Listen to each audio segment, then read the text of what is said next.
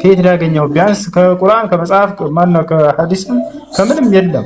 ከየት ነው ያመጣው ይሄን ግንዛቤ? ማን የነገረህ ልጄ?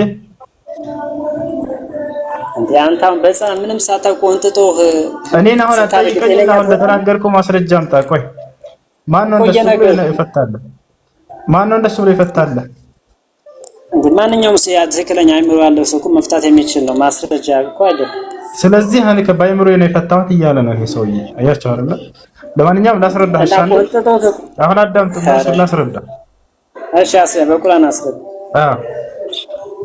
አሁን ይነካል ሲባል ጊዜ መጥቶ እንደማንኛውም ሰው መንካት ማለት ነው። ገብቷል አይደል? ይነካል እንጂ ኃጢአት ያሰራል ምናምን የሚል ከኃጢአት ጋር የሚያያዝ ነገር የለውም ሐዲሱ ላይ። አይ እንደማንኛውም ሰው አትበል፣ እንደ ሙስሊሞች በል እንጂ እንደማንኛውም ሰው አይባልም። እንደማንኛውም ሰው ላለው ልክ እንደ ኢየሱስ ሰው ነው። ኢየሱስን ለምሳሌ ሰይጣን እንደፈለገ ይጫወትበት ነበር። ማስረጃ ላሳየህ። እሺ እንደፈለገ ይጫወትበት ነበር የሚለው አስረዱ።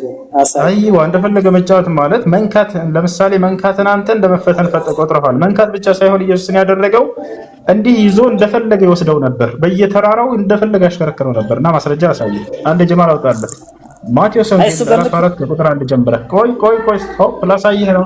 እንዴት አድርጎ ኢየሱስን እንደፈለገ ገብቶኛል እኮ እሱ አውቀዋል። ከገባህ ታስረዳናለህ። መንካት ብቻ ነው ኢየሱስን ያደረገው? እንደፈለገ ወስዶት ነበር? መልስ። አይደለም መንካት አይደለም። እሱ ቆንጦታል ነክቶታል የሚል የለም። ፈተናው ደግሞ አንዴ ቀዳም ነክቶታል ብቻ አይደለም፣ እሱንም ወስዶታል። ወደ ተራራ ወስዶታል። አልወሰደውም? ኢየሱስን ይዞ እኮ ራሱ ፈቅዶለት እኮ ነው። እሱ ለምሳሌ ነው እንጂ ራሱ እኮ ፈቅዶለት ነው የሚለው ራሱ ክርስቶስ ፈቅዶለት ነው የሚለውን አሳየቱ ጋር ነው ፈቅዶለት የሚለው ሊፈተን ይገባዋል ብሏል እኮ ራሱ። አልተጠየቅም። ፈቅዶለት ነው የሚለው የቱ ጋር ነው ያለው? ፈቅዶለታል። እሱ ምንም አሁን ጥቅሷ ላይ ያስኩትም እንጂ ፈቅዶለታል። አራት ወንጌላውያን የለም። ስለዚህ ኢየሱስ ክርስቶስን መንካት ብቻ ሳይሆን እንደፈለገ ፈትኖታል አይደል? ተራራ ለተራራ እንደፈለገ ሲያሽከረክረው ነበር አይደል? እውነት ነው በላቸው አንዴ። እሱ ለምሳሌ ነው። ምሳሌ ለኛ ሰይጣን ሲፈትን ምሳሌ ነው የሚለው የት ጋር ያለው? ያለብን ነው እንጂ እሱ ምሳሌ አይደለም። በቀጥታ ነው የወሰደው። አንተ ምሳሌ ነው ይላል እንዴ? በትክክለኛ ነው እየወሰደልህ የነበረው። ያው አንዴ ይሰማሃል፣ አንዴ ሌላ ጨምርለት። ጳውሎስ የሚጎስመው የሰይጣን መልእክተኛ ተሰጥቶት ነበር አይደል? ጳውሎስ የሚጎስመው የሰይጣን መልእክተኛ ነበረው አይደል?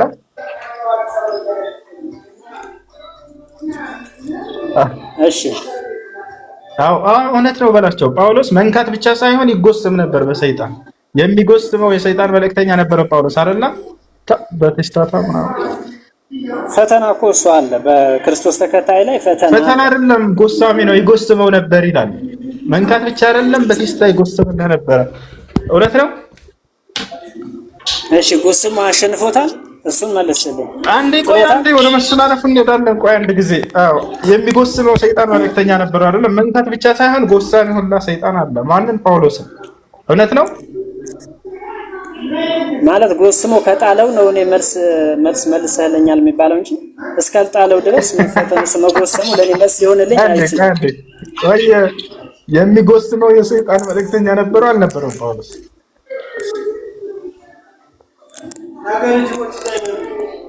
እሱን ነበረው አልነበረም?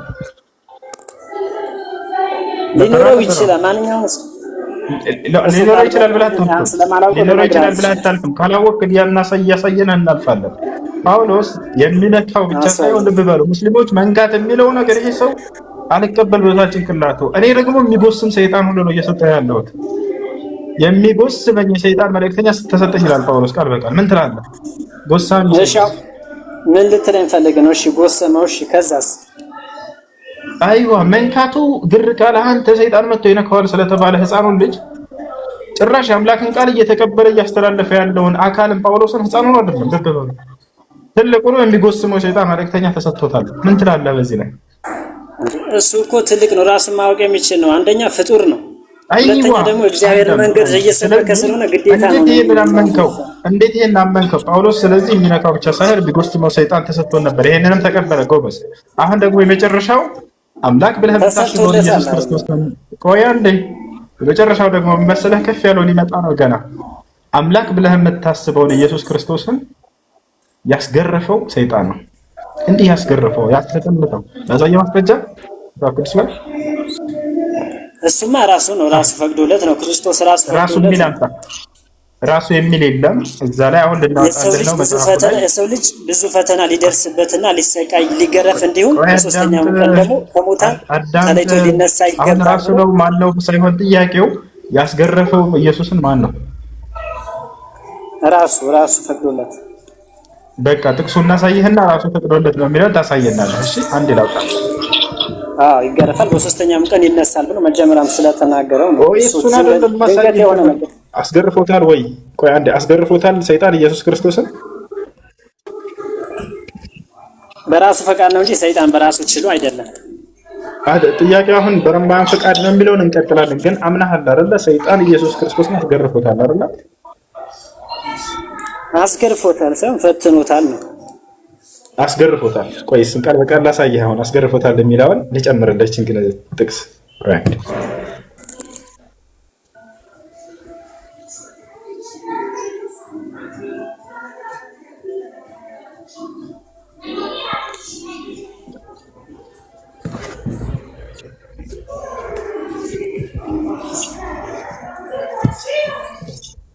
አይዮ ይታያል።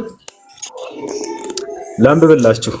በአይሁድ ልቦና አድሮ እንዳይሰሙ እንዳይለሙ አእምሯቸውን አሳውሮ ወልደ እግዚአብሔር ኢየሱስን ክርስቶስን ያስገረፈ ያሰቀለ ማን ነው?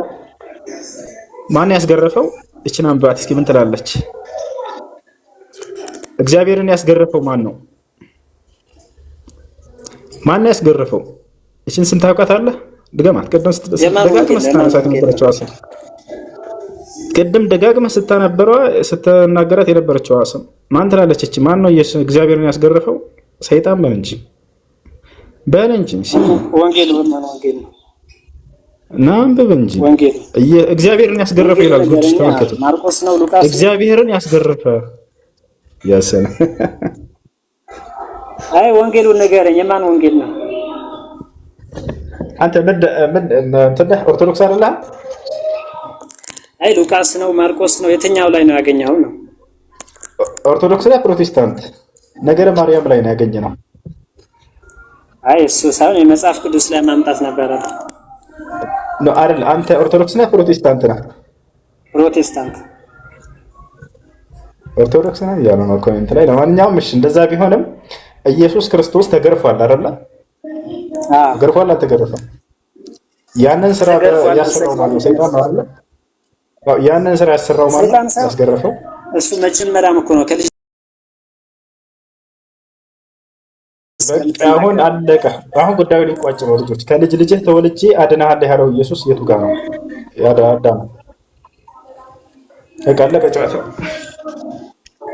የቱ ጋር ነው ከልጅ ልጅህ ተወልጄ አድናለሁ? ጥቅሱ አልያዝኩትም ግን ከልጅ ልጅ ተወልጄ የለም አለቀ በቃ። እዚሁ ጋር የክርስትና ዋናውን መሰረት አነሳች። ማስረጃ ያላት የክርስትና መሰረት እሷ ምንድነች? ከልጅ ልጅህ ተወልጄ አድናለሁ የምትለዋ የለም የትኛውም ቦታ ላይ አላለው። ግን የክርስትና መሰረት እሱ ላይ ነው ገና እንጀምር። የቱ ጋር ከእሱ የተነሳ ነው የሁሉ ያ ሰይጣን እንደፈተነው? የቱ ጋር ማስረጃ እዚህ ነው የጀመረው። ማስረጃ ትናገር ንግግርማ አለ ችግር የለውም። ግን ማስረጃ የለም። ማስረጃ ባመጣለሽ ማስረጃ ብታመጣ ክርስትና እውነት ነው እንልልሃለን ነው መጽሐፍ ቅዱስ ላይ ካለ የለም። ከልጅ ልጅ ተወልጄ አድናለሁ የሚለው የለም። ተረተርክንስ ማስረጃ የለም። እሺ ትንሽ በቃ እመለሳለሁ። እሺ ይዤ እመለሳለሁ። ችግር የለም። እሺ ሌላ ክርስቲያን አለ ላይ ባለህ ከላይ ክርስቲያን ነህ? አርሴን አድርገው ተሰባለ ማንቺና ተደርገው ነበር። አረ ማንቺ ምን ሊሰራል? ችግር የለውም። ማንቺ ተሸናፊ ነገር ሁሉ የተወዳለህ ብዬ ነው። ለምሳሌ አምላክ ተሸንፎ ወደዋል አይሁዲዎች በብሉይ ኪዳንም በአዲስ ኪዳንም ሲገርፉት አሜን ነው ብለህ ተቀብለሃል አይደለ? አሜን ነው። ያዕቆብ ለምሳሌ እግዚአብሔርን ታግለው አሸንፎታል አይደለ? ኦሪት ዘፍጥረት ላይ አሜን ነው። የእስራኤላውያኖች ደግሞ አይሁዲዎች አምላክህን ሰቅለው ገርፈው ምናምን አሸንፎታል አይደለ? እሱን ተቀብለሃል። እነሱም ገርፈው እንደሰቀሉት ያምናሉ። ክርስቲያኖችም አዎ ተሰቅሎብና ብለን እናምናለን። ሙስሊም ደግሞ ከሁለቱም ሆኖ ውሸታም ናችሁ ይላል። እውነት ነው። ሙስሊም አሸነፈ። ታዲያ ክርስቶስን ክብር ጠበቀ። አይሁዶች ሰቅለናል አሉ፣ ክርስቲያኖች ተሰቅሎብናል አሉ። ሙስሊሞች ደግሞ አልተሰቀለም አልተገደለም። አዎ ታዲያ እውነቱ የሚለካው በማን ነው ከተባለ አምላክ በተናገረው ቃል ነው። አንተ ይሄንን ተሰቅሏል ተገድሏል ያሉ ሰዎች ናቸው የጻፉልህ። እኛ ግን አምላካችን ነው ቃል በቃል አንስቼዋለሁኝ እንዲገደል አላደረግኩትም ብሎ የክርስቶስን ክብር የጠበቀን ነገር የተናገረው። እነዚያ ግን ክርስቶስን አዋርደነዋል አሉ። አሜን ነው ብላችሁ አመናችኋቸው ተቀበላችሁ። አምላካችን አላህ ግን አንድ መጽሐፍ ጽፌ ለቀጣይ ትውልድ ማስተላለፍ ይችላሉ እንደ መሐመድ አንዴ ልክ እንደ ሉቃስ ብለህ ከሱ ማስረጃ መውሰድ ትችላለህ። እኛ ሙሐመድ ሰለላሁ ዐለይሂ ወሰለም ቢጽፉ ችግር የለውም። እነሱ አይተው ነው አብረው ብለው ቀጥተው አብረው በዋለበት ብለው አንድ ላይ ሆነው አሁን እነሱ አይተው ነው። ሉቃስም አብሮ ሲጽፍ ነበር አይደለ? ስለዚህ ሉቃስ ክርስቶስ ከመረጣቸው ሐዋርያቶች መሆኑን ካዩት መካከል መሆኑን ማስረጃ አምጣና ትልቁ ላይ ክፈት። ያባ ሉቃስ ክፈት። ከዚህ በላይ ዙም ማድረግ አልችልም። ችግር የለውም። እኔ እከፍትልሃለሁ። በቃ አንተ ካልቻልክ እኔ እከፍትልሃለሁ። ሉቃስ ከዚህ በላይ ዙም አድርጎ ተመሰከረ። በቃ ክርስቶስን አይቶ እንደመሰከረ ማስረጃ አምጣ። ሉቃስ እነሱ እኮ አይተው የመሰከሩ ናቸው አለ ማስረጃ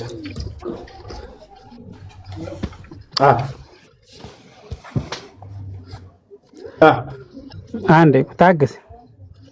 አይ አብሽር፣ ልብ በሉ። ሉቃስ ክርስቶስን አይቶ የመሰከረ ነው ብሎናል። ማስረጃ ይሰጠን ነው። አንተ እኮ ነው ያልከው። አይቶ የመሰከሩ ናቸው የኛ ጸሐፊዎች ነው ያልኩህ።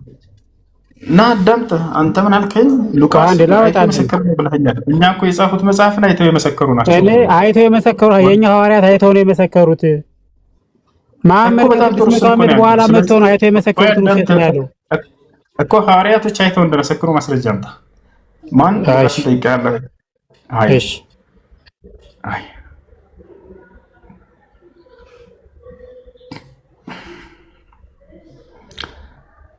እሺ ሴት ልጅ ተበደለችው ለወንድ ልጅ አውጣው። እሺ አውጣ። ሉቃስ የክርስቶስ ከመረጣቸው ከ12ቱ ደቀ መዛሙርት መሆኑን የዓይን ምስክር መሆኑን ይሰጣል። ሃይ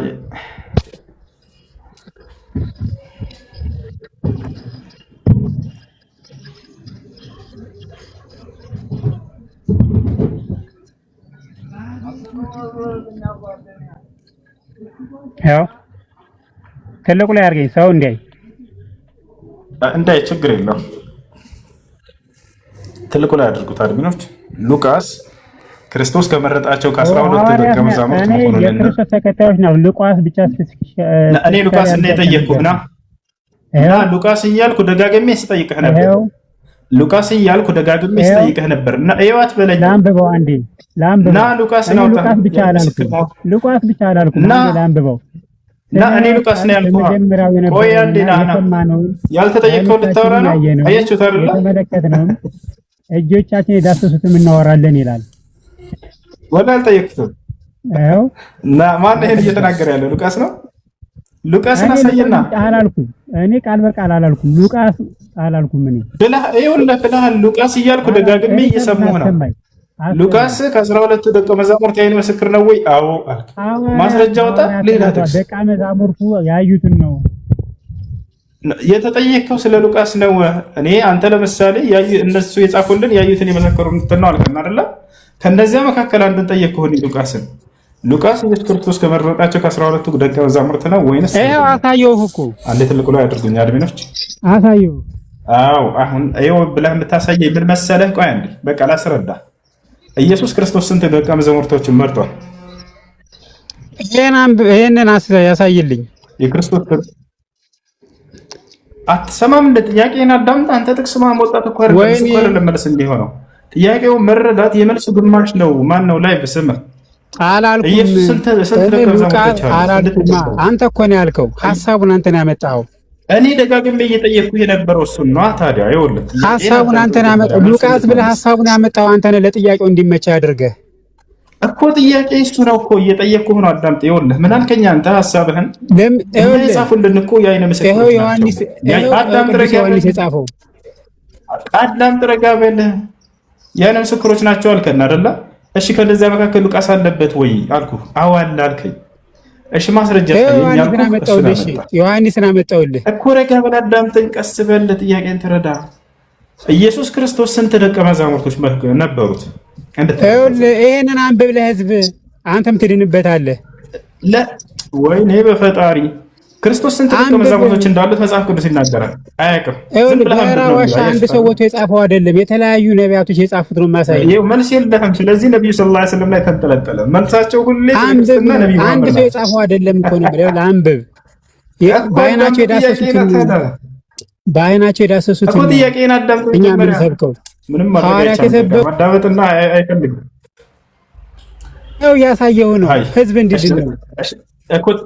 እሺ ጥያቄን ታዳምጣለህ? ታዳምጣለህ?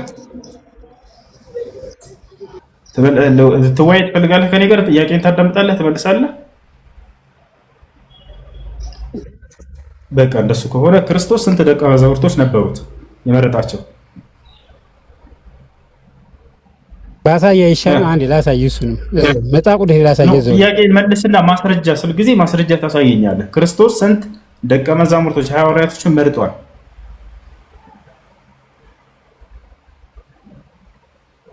ላይፍ ትመልሳለህ? 12 ናቸው። አንድ የታገሰኝ። በጣም ጥሩ። ከነዚያ ከ12ቱ መካከል ሉቃስ አለበት የለበትም? ሉቃስ የለበትም። ጎበዝ ልጅ። ከነዚያ ከ12ቱ መካከል ማርቆስ አለበት የለበትም? ስለ 72ቱ አርድእት የሚባል ነገር ታውቃለህ? ስለ 12ቱ ኢየሱስ ስለመረጣቸው ደቀ መዛሙርት ነው እየጠየኩኝ ያለሁት። ሉቃስን ጥለህልኛል፣ አመሰግናለሁ። ሉቃስ ከ12 ደቀ መዛሙርት አይደለም። ማርቆስ ማርቆስ ከ12ቱ ውስጥ አለበት የለበትም? አንዴ ማስረጃ ላውጣልህ፣ ታገሰኝ። እና መቼ ማስረጃ ጠየቅኩኝ እኔ? ጥያቄውን መልሰህ ነው ማስረጃ የምትሰጠኝ። አንድና አንድ ስንት ነው ስልህ መጽሐፍ ልግለጥ አትልም። 2 ነው ትለኝና እንዴት 2 ሆነ ብዬ ከዛ ማስረጃ ስጠይቀህ ታወጣለህ። ማርቆስ ልክ እንደ ሉቃስ መልስ። የሉቃስን መልሷል። ጎበዝ ልጅ ነው ሉቃስ። ቃል ነው በቃ። ከክርስቶስ ከመረጣቸው ከ12 ደቀ መዛሙርት የለበትም። ቅድም ግን ምን ብሎ ነበር? አዎ ከእነሱ መካከል ያሉትን ነው ብሎ ሊያጭበረብር ሌላ ጥቅስ ሲያወጣ ነበር። አሁን በትክክል መለስ ነው። አሁንም መልስ።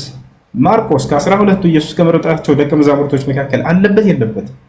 ያላ የለበትም በላቸው። ይሄን እውነት አፈንዳ አትፍራ። የጌታ ሰው በጌታ ነው ይሄ ልጅ። በሀገራችን ላይ እውነቱን ነው የሚናገረው። አትመልሰም? አንዴ ታገሰኝ። ምንድን ነው የምታገሰህ? አሁንም ጥቅስ ያወጣ ነው። ዝም ብሎ ጥቅስ ማለት ነው። እኔ በማስረጃ ነው የማወራው። እስከዛ መወያየት ትችላለህ ሌላ ጋር። እኛ ሙስሊሞች ነን። እኛ መለስኩልህ። እንዲህ የሆነ ጥቅስ ምናምን ሄደህ አታጭበረብረው። ቅድም ያንን ገልጠው ይሸውዷቸው ነበር። የለም እኛ ሙስሊሞች ነን። እንደዚህ እያደረጉ ነው የሚሸውዳቸው። ወላሂ ተከታዮቻቸው ነው። የሌለም ባይናገረው ነው ያወጡላቸዋል። መቅሰፍትን ይፈራሉ። እግዚአብሔር ይቀስፈናል ብለው አሜን ብለው ይቀበላቸዋል። ይሄ እንደዛ ይሰራል። እንደ ሉቃስ ትመልሳለህ። ሉቃስ አይደለም ብሎ ራሱ በግልጽ ተናገረ። ማርቆስንም አይደለም ተናገረ። የለም ክርስቶስ አልመረጠውም። ከ12 ደቀ መዛሙርት የለበትም ማርቆስ። ስለዚህ የአይን አይናቸው የጻፉት ወፍ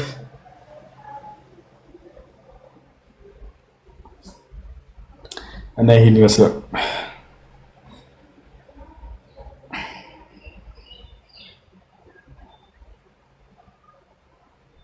እሺ ኦሜጋ አለ አለው። እንደምን አላችሁ? ሰላም ነው፣ እግዚአብሔር ይመስገን። ሰላም ነው አለው፣ አልሐምዱሊላህ። እሺ ጥያቄ አለ? ያው እርማት ለማድረግ ያህል ሉቃስ ደቀ መዝሙር በሚለው ስም ተጠርቷል። ብዙ ጊዜ መምታታት ነገር አለ። ደቀ መዝሙር የሚለውና ሐዋርያ የሚለውና ከ12ቱ ሐዋርያት መካከል አይደለም እንጂ ደቀ መዝሙር በሚለው መጠራት ይችላል። ያው በቀድሞ ዘመን ክርስትና የሚለው ስም ከመምጣቱ በፊት የነበረ የክርስቲያኖች መጠሪያ ስለነበር ደቀ መዝሙር በሱ መጠራት ይችላል። እሺ 12 ሐዋርያቶችን ኢየሱስ ክርስቶስ መርጧል አይደል? በትክክል አዎ። ከነዚያ ውስጥ ማርቆስ፣ ሉቃስ፣ ጳውሎስ አሉበት የሉበት? እነሱ የሉበትም። ያው ሐዋርያት በሚለው ማለት ደቀ መዝሙር የሚለው ግን አጠቃላይ ስም ስለሆነ እንዳትሳሳቱ ነው። ይሄን እንትን አይደለም። እሺ ማስረጃ መጽሐፍ ቅዱስ ላይ ሉቃስ ደቀ መዝሙር ነው የሚለውን አሳያቸው። ችግር የለውም። ከዚያ የሐዋርያትና የደቀ መዝሙር ልዩነትን ታስረዳለህ። እምነትህን አስረዳ፣ ችግር የለውም። ነፃ ነው ቤት። እሺ እንትን መጀመሪያ መዝገበ ቃላት ሌላ ሳይና መሄድ ይቻላል፣ ችግር የለውም። መዝገበ ቃላት አይደለም ጥያቄ ምን መሰለህ? ኦሜጋ ወይ መጽሐፍ ቅዱስ ላይ ሉቃስ ከደቀ መዝሙሮች መካከል ነው የሚለውን አሳየን፣ ችግር የለም። አይ ደቀ መዝሙር የሚለው ቃል ይሄን ያላከራካሪ ጉዳይ አይደለም።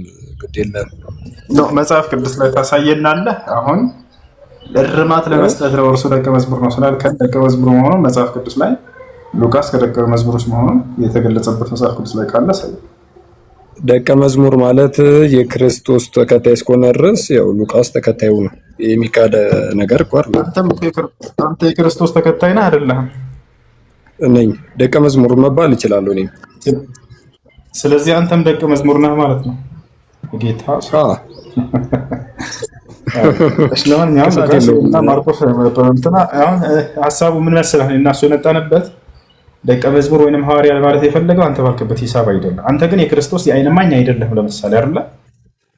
እሱ ግን የክርስቶስ የዓይን እማኝ ናቸው የሚለውን ለመጠቀም ነው ሲያመጣ የነበረው እና እርማትህ ዋጋ የለም ማለት ነው። ምክንያቱም አንተ የዓይን እማኝ አይደለም የክርስቶስ፣ ግን ማንኛውም የክርስቶስ ተከታይ ደቀ መዝሙር በሚለው ትርጓሜ ይካተታልና እሱም ደቀ መዝሙር ነው እያልከን ነው። እንደሱ ከሆነ አንተም ደቀ መዝሙር ነኝ ያልክ፣ ግን የዓይን እማኝ ነው ወይ ለክርስቶስ? አይደለም በፍጹም። እኛ ግን ጥያቄያችን ምን ነበር? የክርስቶስን ሲተርኩና የጻፉልን የዓይን እማኝ የሆኑ ደቀ መዝሙሮች ናቸው በሚለው ሂሳብ ነበር። ያን ማለት አይደለም። እሺ ለማንኛውም ችግር የለውም። ተግባብተናል። ጥያቄ አለ እስልምና ላይ ጠይቅ ነው የመጣኸው ወይስ ክርስትና ላይ እንጠይቅህ? ምረጥ አንተ ደስ ይላል። እሺ አንድ ጥያቄ ልጠይቅና መጠየቅ እንችላለን። ችግር የለውም። ግልጽ እንዲሆንልኝ የምፈልገው ነገር ስላለ ነው። እስልምና ላይ ይበልጥ ወንድሞች ሲወያዩ ግራ ስለገባኝ ነውና በመጀመሪያ አላህ አንድ ነው የሚል ያው በእስልምና አስተምህሮ አለና አንድ ነው ያለው ምኑን ነው የሚለውን ነገር ታብራራልኛለህና አካል ተብሎ የተገለጹ ነገሮች ደግሞ ያን ነገር አያፈርሱም ወይ የሚለውን ነገር እንድትገልጽልኝ ነው። አምላክ አላህ ሱብሓነሁ ወተዓላ አንድ ነው የሚለው በማንነቱም በምንነቱ እርሱ ምንድን ነው ካልን እርሱ አምላክ ነው። በአምላክነቱ በመለኮታዊ ባህሪያቶቹ ምንነት የምንላቸው እነሱ ባህሪያቶቹ ናቸው። በሁሉም አንድ ነው፣ ነጠላ ነው። አላህ ሱብሓነሁ ወተዓላ ስለ ራሱ ማንነት ሲናገር ቁል ሁወ አላሁ አሐድ ይላል። በል እኔ አላህ አንድ ነኝ አለ። ማን ነው እርሱ ቢባል አላህ ነው። አላህ አንድ ብቻ እንደሆነ ተናገረ። በምንነቱም ወይንም በመገለጫዎችም በባህሪያቶችም አንድ ብቻ እንደሆነ ጭራሽ አምሳያ እንደሌለው ሲናገር ረቡ ሰማዋት ወልአርድ ወማ በይነሁማ ፈዕቡድሁ ወስጠብር ሊዕባደቲ ሀል ተዕለሙ ለሁ ሰሚያ። እኔ የሰማያት የምድር ጌታ ነኝ፣ በመካከላቸው ያሉ ፍጥረታትም ሁሉ ጌታ ነኝ ካለ በኋላ ለመሆኑ ለእኔ መኩሼ ታውቅልኛለህን አለ። ያ ማለት በባህሪያቶች የሚመሳሰለኝ ታውቅልኛለህ? በፍጹም የለም እያለ ይናገራል። ስለዚህ አላህ አንድ ነው ስንል ጊዜ በማንነቱም በምንነቱም አምሳያ የሌለው ብቸኛ መሆኑን ለመግለጽ ነው። በባህሪያቶቹ አንድም ሰው እርሱን የሚመስል እንደሌለም ሲናገር በምንነቱ ለይሰ ከሚስሊሂ ሸይኡን ወሁወ ሰሚዑል በሲር ይላል። እኔን የሚመስል አንዳችም የለም፣ እኔ ሰሚና ተመልካች ነኝ አለ። መስማትና ማየቱ ከባህሪያቶቹ ናቸውና እንዲሁም ደግሞ እውቀቱ፣ እዝነቱ በሁሉ ነገራቱ በእነዚህ የሚመስለው ማንም የሌለ የማይስተካከለው ማለት ነው። በስም ልንገናኝ እንችላለን። ለምሳሌ እኔ ሰሚ ነኝ፣ ተመልካች ነኝ፣ እርሱም ሰሚና ተመልካች ነው። ግን የስም መገናኘት የማንነትን መገናኘት የምንነትን መገናኘት አያሳይም። የእኔ መስማት የተገደበች ነች ለምሳሌ፣ የእርሱ ግን የተገደበ አይደለም። እኔ ከዚህ ከግድግዳ በስተጀርባ ምን እየተነገረ ነው ብትለኝ አልሰማም፣ ሂጄ ዞሬ አዳምጫቸው ምናምን ነው። አላህ ግን የተገደበ አይደለም። የፍጥረታት ሁሉ እንዳለ በአንድ ሜዳ ላይ የዓለም ሰው ተሰባስቦ ሁሉም የየራሱን ቋንቋ እየጮኸ እየተደበላለቀ ቢያወሩ ሁል ሳትልበት መስማት የሚችል አምላክ ነው። እኔ ግን እንደዛ አይደለሁም። መስማት የተገደበች ነች። ማየት የሚለውም እንዲሁ እኔ ማያለሁኝ እርሱ ማያል፣ ግን የኔ ማየት የተገደበ ነው፣ ከእርሱ ጋር በፍጹም አይመሳሰልም። የእርሱ ያልተገደበ ማየት ነው። እኔ ከዚህ ከግድግዳ በስተጀርባ ካልዞርኩኝ ምን እንደሚሰራ ማየት አልችልም። ዞሬ ሄጃ ይቻ አረጋግጬ ነው። እርሱ ግን ባለበት ሆኖ ፍጥረታትን ሁሉ ያያል።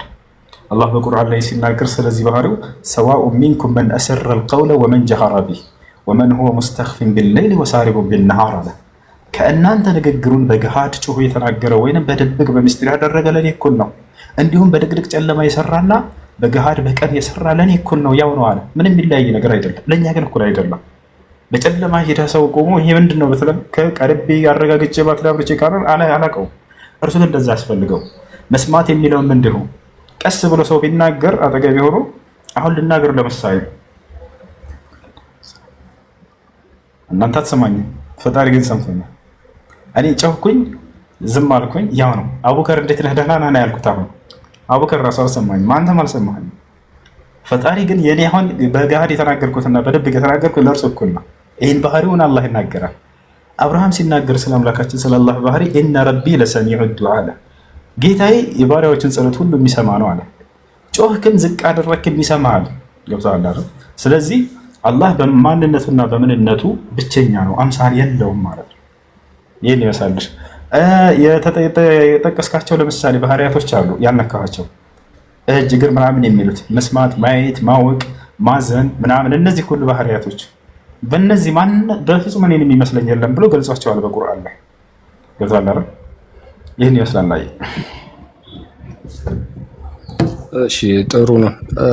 አካሎቹ እንደ ሰው እንዳልሆነ ይታወቃል። ነገር ግን አሁን እጅ እግር ምናምን ተብሎ ሲጠራ እኔ አንድ ሰው ሆኜ ብዙ አካል ክፍሎች አሉኝ። አላህም እንደዛው አንድ ሆኖ ብዙ አካል ማለት የሰውን የመሰለ ባይሆንም አካላት አሉት እና ነገር ግን እነዛ አካል ተብሎ ወይንም የተጠቀሱት ነገር እጅ እግር ምናምን የመሳሰሉ ነገሮች በአንድ መዋቅር ውስጥ መሆናቸውን ማስረጃ አላችሁ? ማለት የኔ በአንድ መዋቅር ውስጥ ስለሆነ አንድ ሰው ተብዬ ተጠራው። አላህስ እጅ እግሩ በአንድ ላይ መሆኑን ምን ማስረጃ አለ? በቁርአን ላይ ማስረጃ አለ?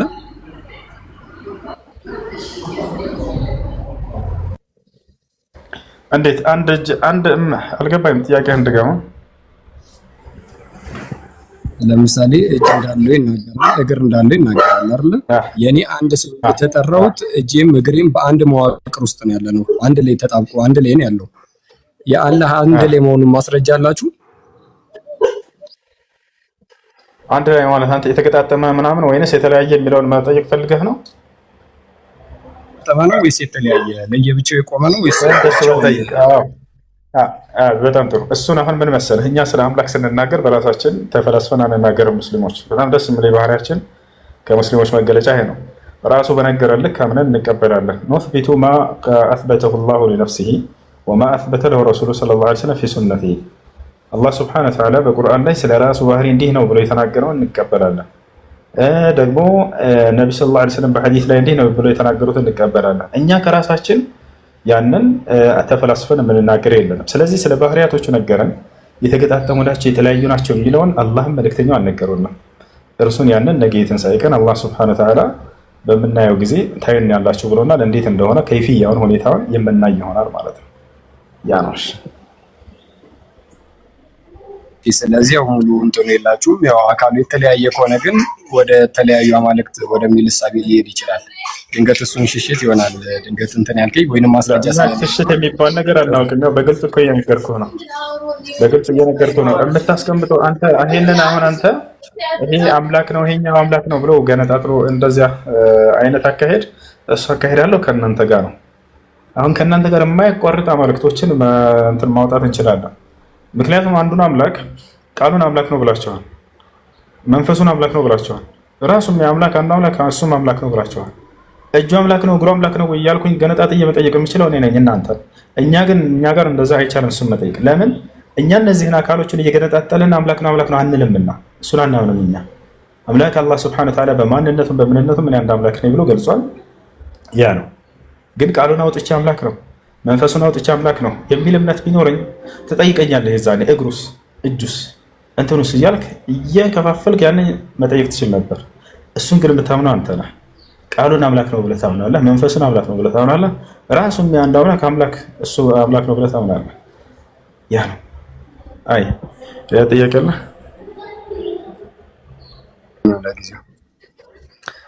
እሺ ሌላ መጠየቅ የምፈልግ ካለ ኦኬ ካለ መቀጠል ትችላለህ። ሰላም አለይኩም። ወአለይኩም ሰላም ወራህመቱላሂ ወበረካቱ። እንዴት ነው?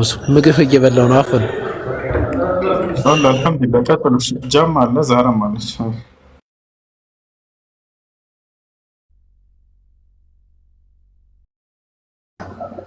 ጃቢር ይመቻል። ወአለይኩም ወራህመቱላሂ ወበረካቱ። እንዴት ነህ? ወአለይኩም ሰላም ወራህመቱላሂ ወበረካቱ።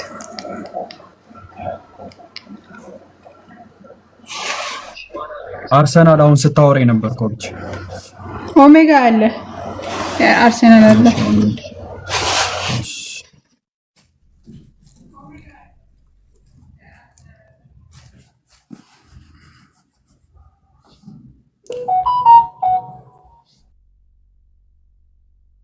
አላችሁ ወገኖች ሊቭና ኦሜጋ ካል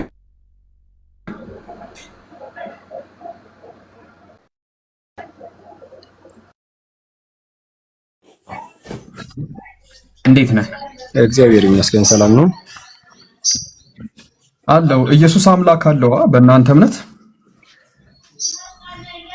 ኢየሱስ የለውም። ግን አደራን እሺ፣ አንድ ርዕስ አንሳና በሱ ላይ ብቻ 10 ቦታ ሳንረግጥ በሱ ላይ ማውራት እንችላለን። ስለ ኢየሱስ አምላክነት ላይ ነው የምናወራው። ኢየሱስ አምላክ አለው የለውም? በቃ ይሄ ነው ጥያቄ ነው እንድመልስልህ የፈለከው። በቃ እዚህ ላይ እናወራለን። ኢየሱስ ክርስቶስ አምላክ አለው? አምላክ ካለው እንዴት ነው ምናምን የሚለውን ነገር አንድ ላይ እናያለን። በቃ እዚህ ላይ ነው የምናወራው። በጣም ጥሩ እሺ፣ መልካም። ኢየሱስ አምላክ አለው? እሺ፣ አንዳንድ አጠያየቆች አለው የለውም ተብሎ ቀጥታ የሚነገር መልስ ላይሆን ይችላል። አለው ስንል እንዴት ነው? የለውም ስንል እንዴት ነው? ደስ ባለ መንገድ መልስ፣ ችግር የለውም። አንዳንድ ሃይማኖታዊ ጉዳዮች እውነት ወይንም ሐሰት በሚለው በሁለት ምርጫ ብቻ የሚመለስ ላይሆን ይችላል። ማብራሪያ ይፈልጋል አብዛኛው ነገር። ከዛ አንፃር ኢየሱስ ክርስቶስ ለለበሰው ስጋ አምላክ አለው እንላለን። ለመለኮቱ ግን ራሱ አምላክ ነው። ለአምላክ ደግሞ አምላክ አይኖረውም ነው የምንለው። ኦኬ እሺ፣ ኢየሱስ ክርስቶስ ለለበሰው ስጋ አምላክ አለው አይደለ? ያው የፈጠረውን ስጋ ስለተዋሃደ ደግሞ የፍጡርን ስጋ ነው የለበሰው፣ የአዳምን ስጋ። ኦኬ ስለዚህ ኢየሱስ ክርስቶስ ለስጋው አምላክ ስላለው አምላክ ብሎ የሚጠራው ወይ ደግሞ የሚጸልይለት አምላክ አለው? ሁለቱን ነጣጥላ አታይማ። በኢየሱስ ክርስቶስ ውስጥ አምላክነቱንና ስጋውን ከተጸነሰ ጊዜ አንስቶ ይሄኛው ለስጋ ይሄኛው ለአምላክ ምናምን ብለህ በታትነ የምትለው ነገር የለም። ስጋው ብቻውን ህልው ከሆነ ወይንም ብቻውን እየኖረ ካለ ሰው ኖርማል እንደኛ አይነት ሰው የሆነና አምላክ ይኖረው ነበረ ወይንም ደግሞ ያመልከው ነበር ምናምን ልንል እንችላለን። ነገር ግን ያ መለኮት ፍጹም የሆነ ተዋህዶን ተዋህዶታል ያንን ስጋ ከድንግል ማርያም የነሳውን ስጋ። ስለዚህ ኢየሱስ ክርስቶስ አምላክ አለው ብለን አንናገርም። ነገር ግን ያኛው የለበሰው ስጋ ግን ፍጡር ነው ብለን እናምናለን። ፍጡር ለመሆኑ ደግሞ ያው ፈጣሪ ኖሯል፣ ያው አምላክ ደግሞ አለው ማለት ነው። እሺ ለምሳሌ ኤፌሶን 1:3 ላይ ጳውሎስ ሲናገር ኢየሱስ ክርስቶስ አምላክና አባት ይባረክ ይላል አይደል?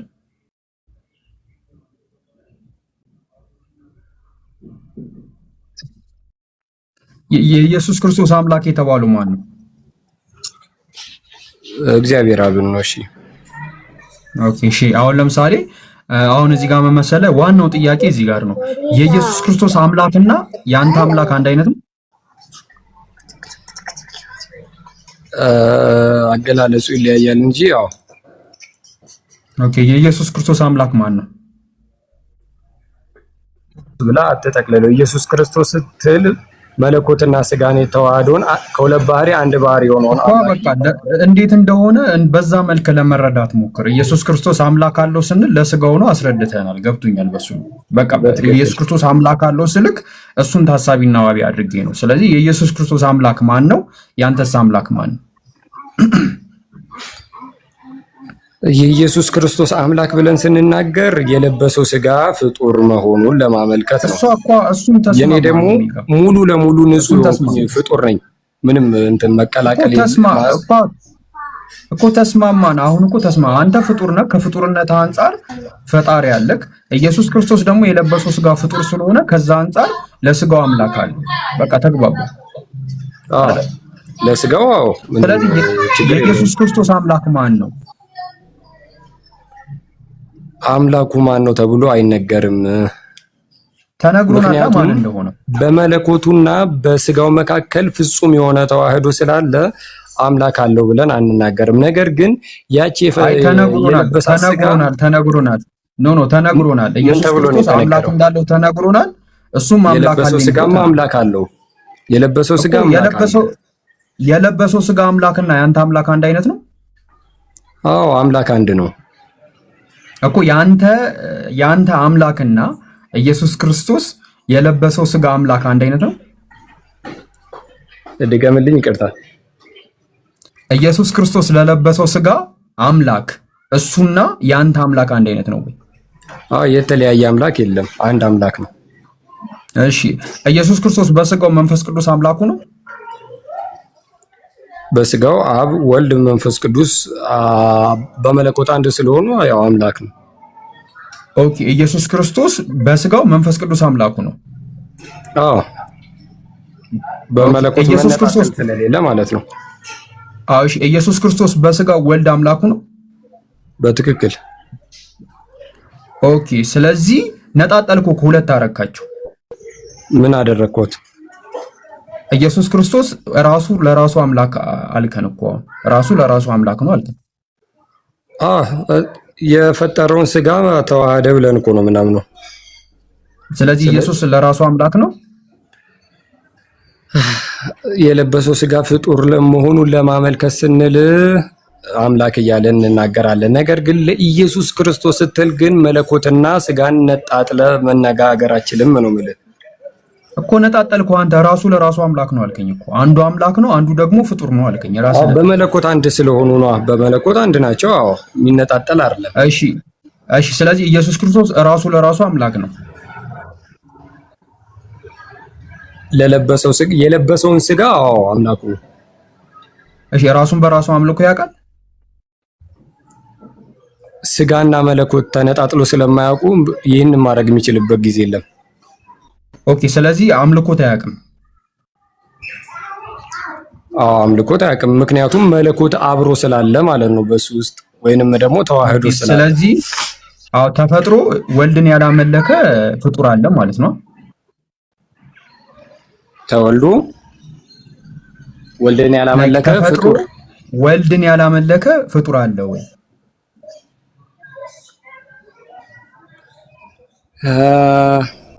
ለዚህ ማስረጃ ልሰጥ አልችልም እኮ።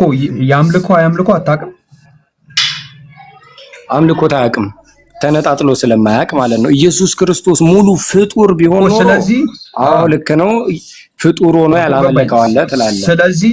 ስለዚህ ወልድን ፍጡር ሆኖ ያላመለከው አካል አለ ማለት በቃ። ወይ ጥያቄ ላርምልህ፣ ስጋ ለብሶ አምላክን ያላመለካለ ወይ ካልከኝ፣ አዎ ኢየሱስ ክርስቶስ ስጋ ለብሶ አይደለም። ስጋ ለብሶ አይደለም። ተፈጥሮ ወልድን ያላመለከ ፍጡር አለው። ተፈጥሮ አምላኩን እሺ ኢየሱስ ክርስቶስ የለበሰው ስጋ ስለዚህ ወልድ በመመለክ ላይ ከአብና ከመንፈስ ቅዱስ በአንድ ይጎላል ማለት ነው። ጌታ አምጥተን ያገናኘው የኢየሱስ ክርስቶስ ስጋ አላመለከውም። ራሱ ማንን ያላመለከው?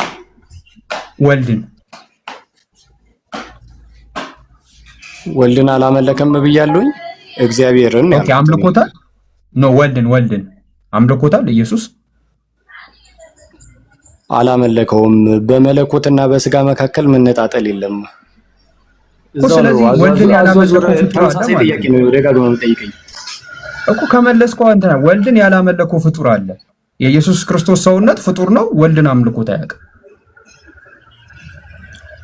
በባህሪ ውስጥ መነጣጠል ስለሌለ አያደርገውም። ስለዚህ ወልድ ከአብና ከመንፈስ ቅዱስ እንትን በመመለክ በአንድ ያንሳል። አሁን ምን ታረጋለህ መሰለህ? ለምን ያንሳል? እንደዛ አላልኩም እንዴ። ኢየሱስ ክርስቶስ ያላመለከው ወልድን ያላመለከው ኢየሱስ ክርስቶስ አብን አምልኮ ያውቃል? አምልኮ ያውቃል? አምልኮ ያውቃል። ማብራሪያ ሳታመጣ ኢየሱስ ክርስቶስን አብን ሲያመልክ ታሳየኛለህ። አምልኮ ምንድን ነው? ማብራሪያ ውስጥ አትግባ። ኢየሱስ ክርስቶስ አብን አመለከ የሚል ካመጣ እኔ እቀበላለሁ። አምልኮ ምንድን ነው? አምልኮ ምንድን ነው? አንተ እግዚአብሔር እንዴት ነው የምታመልከው? እኔ ለአምላክህ ተገዛ አምልከው ተብዬ ስለታዘዝኩኝ አመልከዋለሁኝ። ኢየሱስ ክርስቶስ ግን አመለከ የሚል የለም። እሺ ለምሳሌ በስግደት እሺ ኢየሱስ ክርስቶስ ለአብ ሰግዶ ያውቃል? ላሳይክ ለአብ። እሺ ጥሩ አሳይ። እሺ ከሰገደ አምልኳላ። የአምልኮ ስግደት ሰገድኩኝ ብሎ እንትን ካለ ኢየሱስ ክርስቶስ የሰገዳቸውን ስግደቶች በሙሉ ለአብ ነው ካልክ እሱ ስህተት ነው። ኖ ኢየሱስ ክርስቶስ የአምልኮና የክብር ስግደት ማለት አንተ ለአምላክህ የምትሰግደው ስግደት የአምልኮ ስግደት ይሆናል። ለፍጥረታት ሲሆን ደግሞ የጸጋ ይሆናል አይደለም? ስለዚህ ኢየሱስ ክርስቶስ በስጋው አብን አምልኮታል። ምክንያቱም ለአምላኩ ነው የሰገደው በስጋው። ስለዚህ ለአምላኩ ከሆነ የሰገደው የአምልኮ ማለት ነው። በቃ አንደኛ ስለዚህ ለአብ እንደሰገደ ማምለኩን ቃል በቃል ታሳየኛለህ። ሁለተኛ ደግሞ በአምልኮ ስርዓት ውስጥ የሚፈጸሙ ነገሮችን ማከናወኑን ታሳየኛለህ። መስገድ ብቻ በቂ ሰግዷል። ለአብ ሰግዷል። መስገድ ብቻ በቂ አይደለም። የምትሰግድበት ዓላማ ለራሱ ልዩ ነው እኮ ገበኔ። ለአብ ጸልየዋል፣ ለምኗል፣ እርዳኝ ብሎ ሰግዷል እያለቀሰ ለዞም። እስቲ መስገዱን ግን እስቲ ያሳየኝ። መስገዱን አሳየኝ። እሺ አንዴ መረጃ ላውጣልህ። እሺ ጥሩ።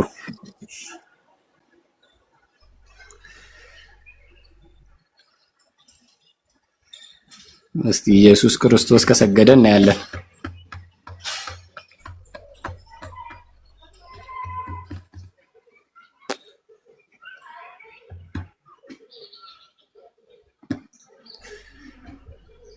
ወይ ሌሎች ከቻላችሁ መረጃ በማውጣት አግዙት ለፍጥነት እንዲረዳ።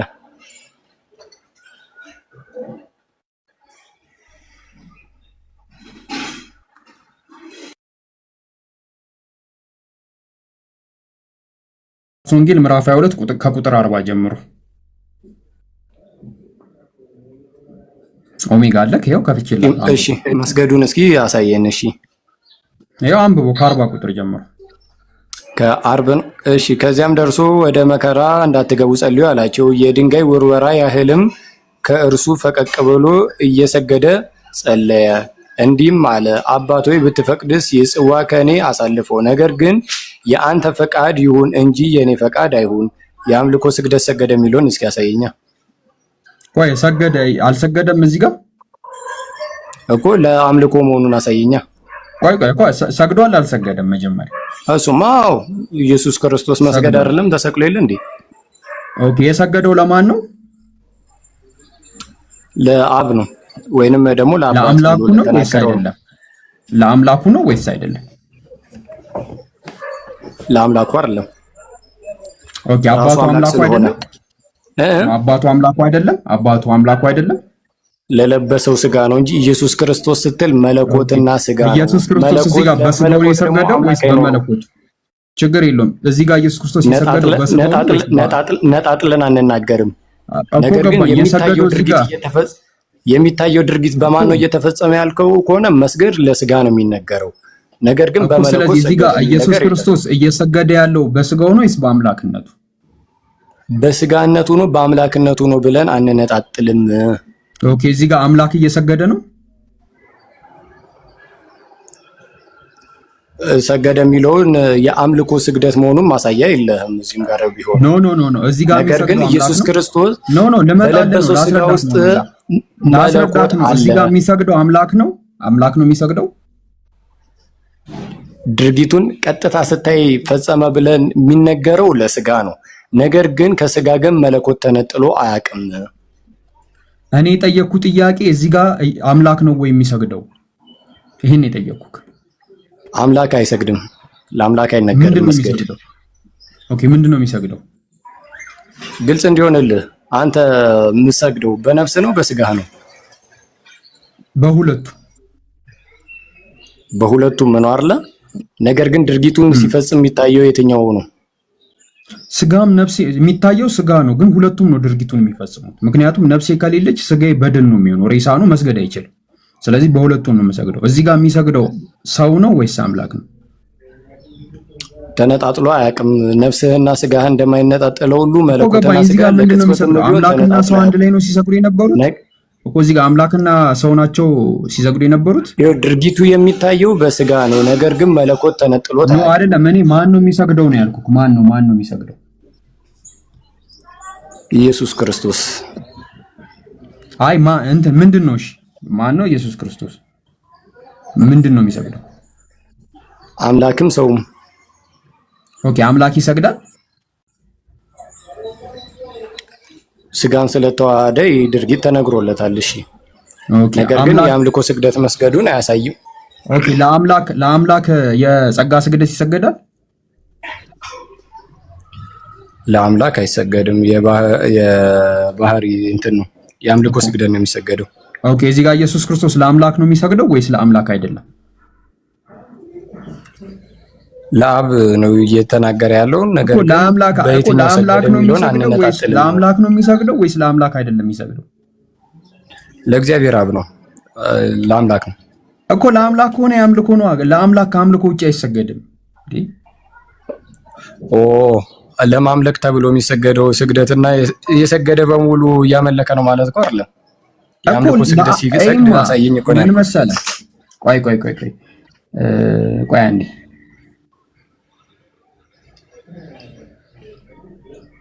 ምን መሰለህ?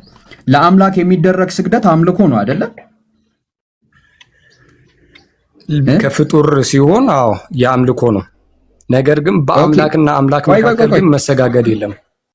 ይኸው ሰገደ እያልክ እኮ ነው። የአክብሮት ሊሆን ይችላል። አሁን ለነገስታት የምንሰጠው ክብር የንግስናቸው የሚያመለክት ነው አይደል? ወንድሜ እየሰማኸኝ? ቆይ እሺ አምላክና አምላክ ይሰጋገዳሉ ማለት ነው? እንደዛ አይባልም፣ አይነገርም እኮ። ታዲያ እዚህ ጋር አምላክ ነው እየሰገደ ያለው አልከኝ። አምላክ ለአምላክ እየሰገደ ነው አልከኝ። ያ ረቢ እሺ፣ ወይንም ጥያቄ መለስ ስላደረገለና ኢየሱስ ክርስቶስ የፈጸማቸውን ነገሮች ለምን አደረገ የሚለውን ማወቅ ያስፈልጋል። ኖ ለምን አይደለም። እዚህ ጋር ኢየሱስ ክርስቶስ ለአምላክ ነው የሚሰግደው አይደለም? ለአምላክ ነው። ነገር ግን የአምልኮ ስግደት ግን አልሰገደም። እሺ ለአምላክ የሚሰገድ ስግደት ከአምልኮ ውጪ ነው? ለኢየሱስ ክርስቶስ የአምልኮ ነው ብለን መናገር አንችልም። ምክንያቱም ስለዚህ አምላክ ለአምላክ ይሰግዳል? አይሰግድም። ሰገደ የሚለው ነገር አይነገርም። የሚሰግደው አምላክ ነው? አዎ አምላክ ነው። አምላክ ለአምላክ ነው የሚሰግደው?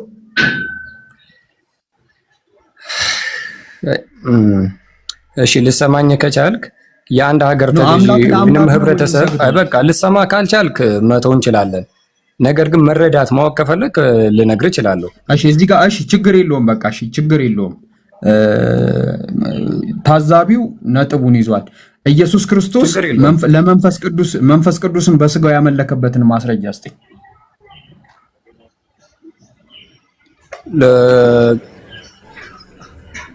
በስጋው አመለከ ብዬ ተናግሬያለሁ። እኔ አልተናገርኩም። ያልተናገርኩትን ለምን አድርገህ ትናገራለህ? ኦኬ ስጋው አያመልክም የኢየሱስ ክርስቶስ?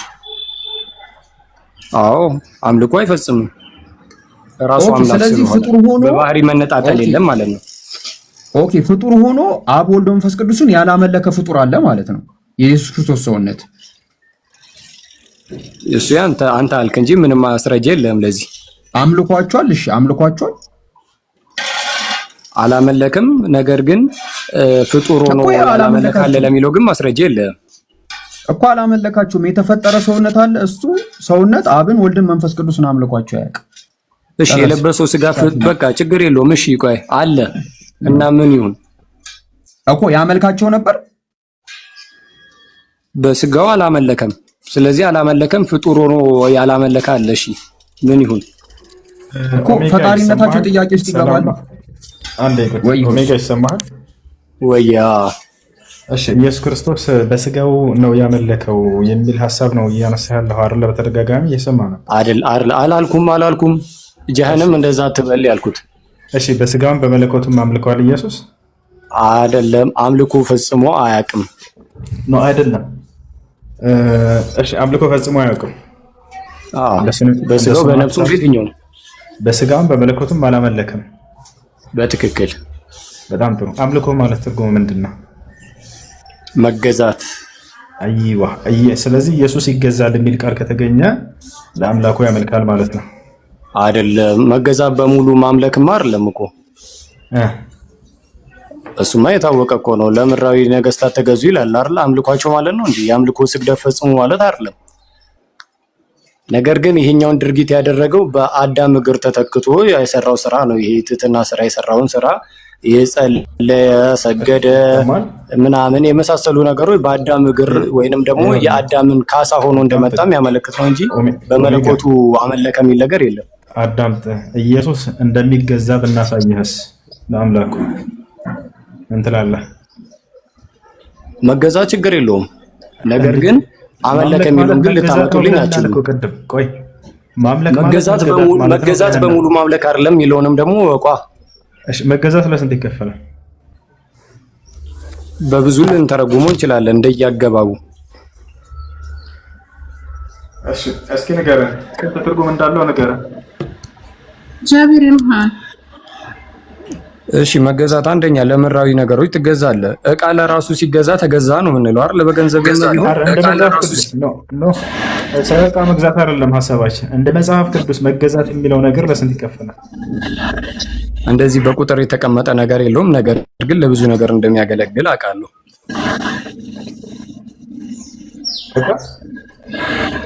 አዎ በቁጥር የተቀመጠ ነገር ልሰጥ አልችልም። ቁጥርም አይኖር ችግር የለውም። መጽሐፍ ቅዱስ ላይ ለአንዱ አምላክ መገዛት ሲባል ስንት ትርጉም እንዳለው ነው መታሳየን። አሁን ስለ ዕቃ መግዛትና መሸጥ አይደለም ጥያቄያችን። ለአንዱ አምላክ ለአብ መገዛት፣ ለአብ ይገዛል ኢየሱስ ክርስቶስ ወይንስ አይገዛም? ባጭሩ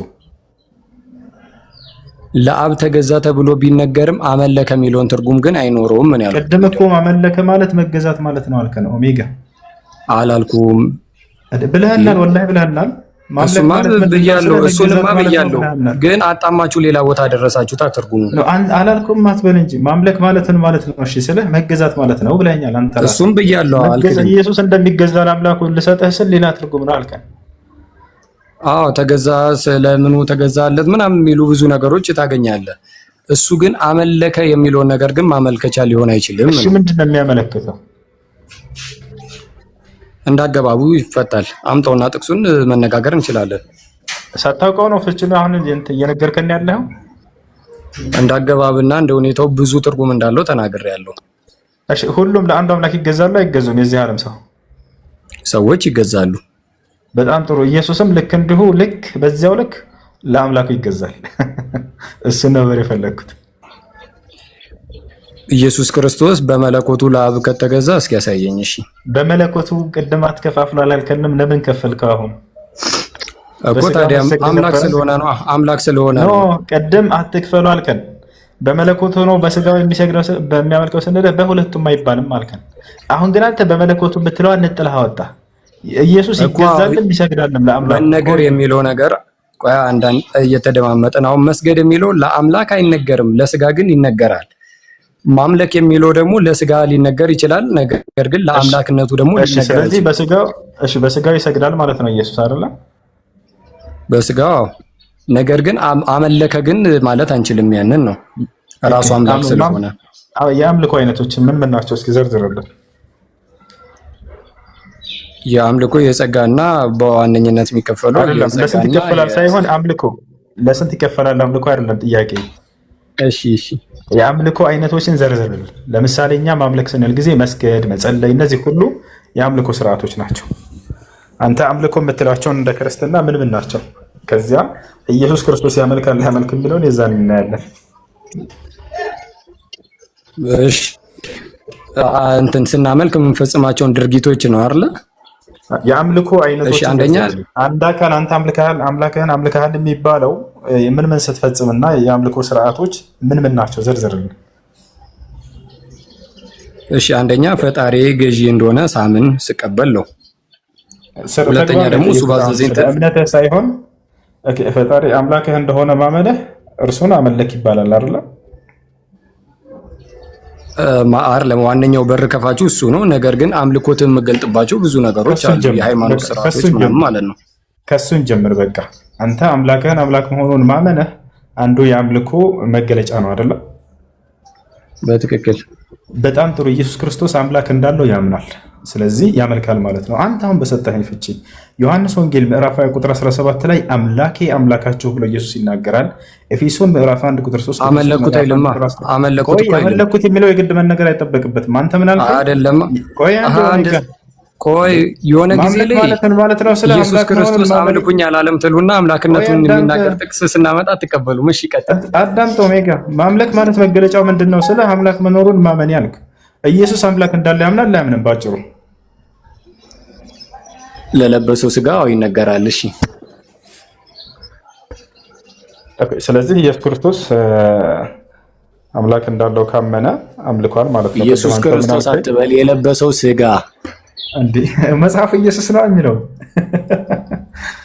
የለበሰው ስጋው ነው እንጂ የሚነገረው አምላክ መሆኑን ካመንክ እኮ ይሄን ነገር ውድቅ ይሆንባል። አንዴ የለበሰው ስጋ የሚል ቃል አምጣልኝ መጽሐፍ ቅዱስ ላይ። ማን መጽሐፍ ቅዱስ ላይ እንደሆነ እናያለን። እኔ ኢየሱስ እያልኩ ስናገር ኢየሱስ አትበል የለበሰው ስጋ በል አለኝ። የለበሰው ስጋ የሚል የለም መጽሐፍ ቅዱስ ላይ። ስጋ ለበሰ የሚል ቃል የለም። የለበሰው ስጋ ምናምን የሚል ቃል አምጣልኝ። ችግር የለውም። ቃል ስጋ ሆነ የሚለው ምን ማለት ነው? ምን ማለት ነው የሚለው በኋላ ትጠይቀኛለህ። የለበሰው ስጋ የሚለው በቃ ስለዚህ ኢየሱስ ክርስቶስ ስጋ ለብሷል። እሺ ካመንክ ቀጥል። ስጋ ለብሷል የሚል የለም። ስጋ ሆነ ነው የሚለው እኮ። ታዲያ እኮ ወደ ስጋ ምን አለ ልትል ሆነ ነው። አንተ እኮ ለበሰ እያልክ ነው። እንደሱ የሚል ቃል የለም፣ ግን ሆነ ነው የሚለው። ሆነ እኮ እሱኛው ለማጣመም እንትን እኔ ግን ያለውን የተናገርኩት የሆነ ማለት ለበሰ መሆኑን ግን የሚያመለክት ነው። አይመለክ እንደሱ የሚል የለም። አሁን ወደ ጥያቄው ስንመጣ አንድን አካል አመለከ የሚባለው ምን ሲያደርግ ነው? ስለ ጊዜ አምላክ መኖሩን ማመኑ ብለህናል። ኢየሱስ ደግሞ አምላክ እንዳለው ያምናል አይደለ? ለለበሰው ስጋ ነገር ግን አባቴ ብሎ እዛው ጥቅስ ላይ ደግሞ ተናግሯል።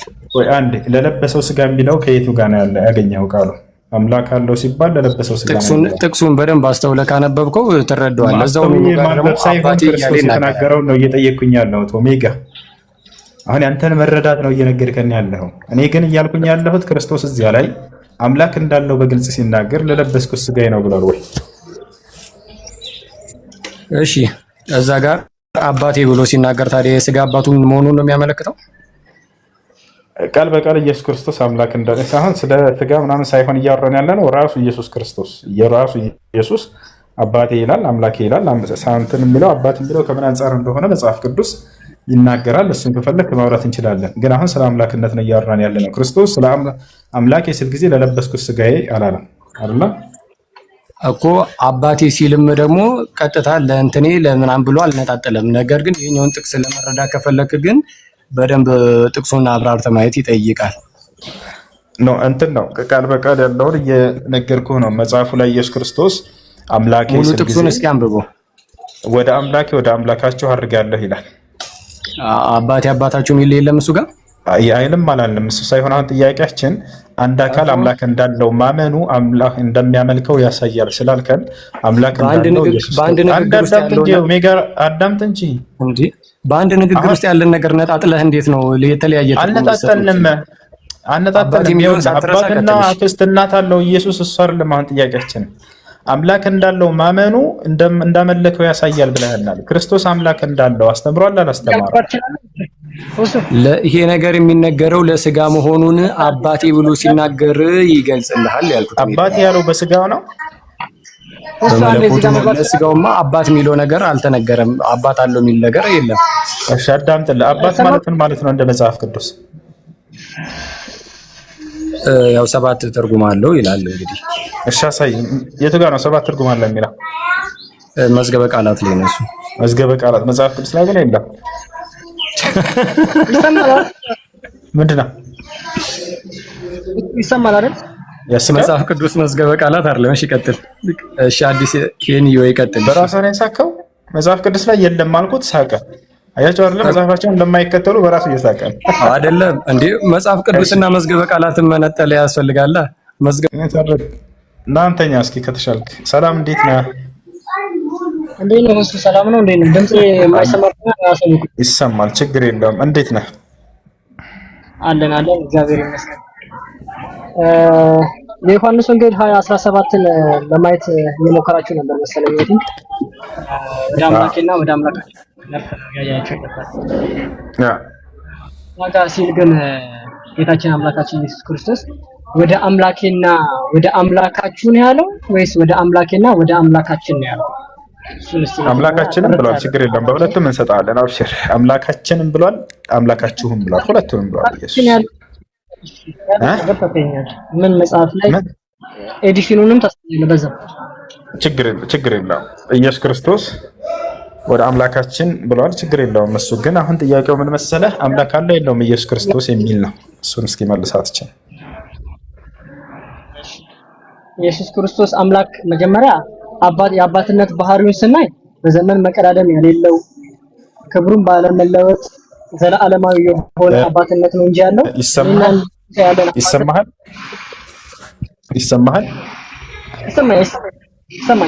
ጥያቄው ኢየሱስ ክርስቶስ አጎት አለው፣ አክስት አለው፣ አባት እናት አለው ሳይሆን ስለ አምላክ ነው እያወራን ያለን። አምላክ አለ ወይንስ የለውም ኢየሱስ? እንደመለስልህ ደግሞ አንተ ማዳመጥ አለብህ። እየመለስክ አይደለም። ይኸውልህ አጎት አዳምጠኝ። አምላክ አለኝ ብሎ አስተምሯል ወይንስ አላስተማረም ኢየሱስ? ብሏል። በመጽሐፍ ቅዱስ ላይ ብዙ ቦታ ብሏል። በጣም ጥሩ። የአምላክ ማን ነው ታዲያ? የአምላኩ ማን ይባላል? አምላኩም አባቱም ኢየሱስ ክርስቶስ የራሱ አምላክ ራሱ አብ ነው። ቆይ ታረጋጋ። ምን ሆነ ነው እየመለስኩልህ ነው። አባቱም አምላኩም ኢየሱስ ክርስቶስ አብ ነው፣ አባቱ ማለት ነው። እግዚአብሔር አብ ግን ማለት ነው። እዚህ ጋር ስንሄድ እንደኔና እንዳንተ ያለ አባትነት ሳይሆን ዘላለማዊ መቀዳደም ያሌለው አባትነት ነው እንጂ ወይም ደግሞ ዘላለማዊ የሆነ አምላክነት ነው እንጂ እንደኔና እንዳንተ ልንሰግድለት የሚገባው ወይም ደግሞ እሱ በባህሪ ዝቅ ብሎ ለአምላኩ እንደሚሰግድለት አይነት አምላክነት አይደለም ያለው ነው። እንደዚያ ነው ማላሳይህ ይሰግድለታል። ማስረጃ ከራሱ ይሰግድለት ደግሞ ታሳየኛለህ። እሱ መጽሐፍ ቅዱስ እዚሁ ሳትሄድ የትም ሳትሄድ ቆይ ላሳየህ። ስለዚህ የሚሰግድለት አይደለም እንዳንተ እያለ ነበር። ቆይ አንዴ ተረጋጋ እንጂ የሚሰግድለት አምላክ አይደለም አልከን አይደለ? ቆይ አዳምጥ። ቆይ ወደ በቃ ተያዝክ። አሁን አለቀ። እዚሁ ጋር ያልከ የተያዝኩበት ነገር የለም። ላደርግልህ ነው ላሳይህ ነው። እንዳንተ የሚሰግድለት አምላክ አይደለም አልክ አይደለ? የሚሰግድለት አምላክ ነው። ከራሱ አንደበት ማስረጃ ልስተሃርኩ እዚሁ ልቋጭልህ እኮ ነው። ጉዳዩን አለቀ። በጣም ጥሩ። አሳይ ማስረጃ አሳየኝና እንደ አውዱን ፈተዋለን። ለፈች እንደገና ቃል በቃል እሰግዳለሁ የሚለው ላሳይህ እኮ ነው የተናገረበት። እንትን በለው እንደገና እንደ አውዱን ፈታለን። አላያቸው አይደል? እዚህ ጋር ያለ ክርስቲያኖች አይደል? ሙስሊሞች ናቸው። እሱ ቤተክርስቲያን ብቻ አድርጋችሁ ይሄ ፍቹ እንደዚህ ነው በመንፈስ ከሆነ አይገባችም። እኛ ጋር አይሰራም። ቆይ ላሳይህ ነው። ቆይ እቹም አንተ ነህ እኔ በፈጣሪ ቆይ ተረጋጋ።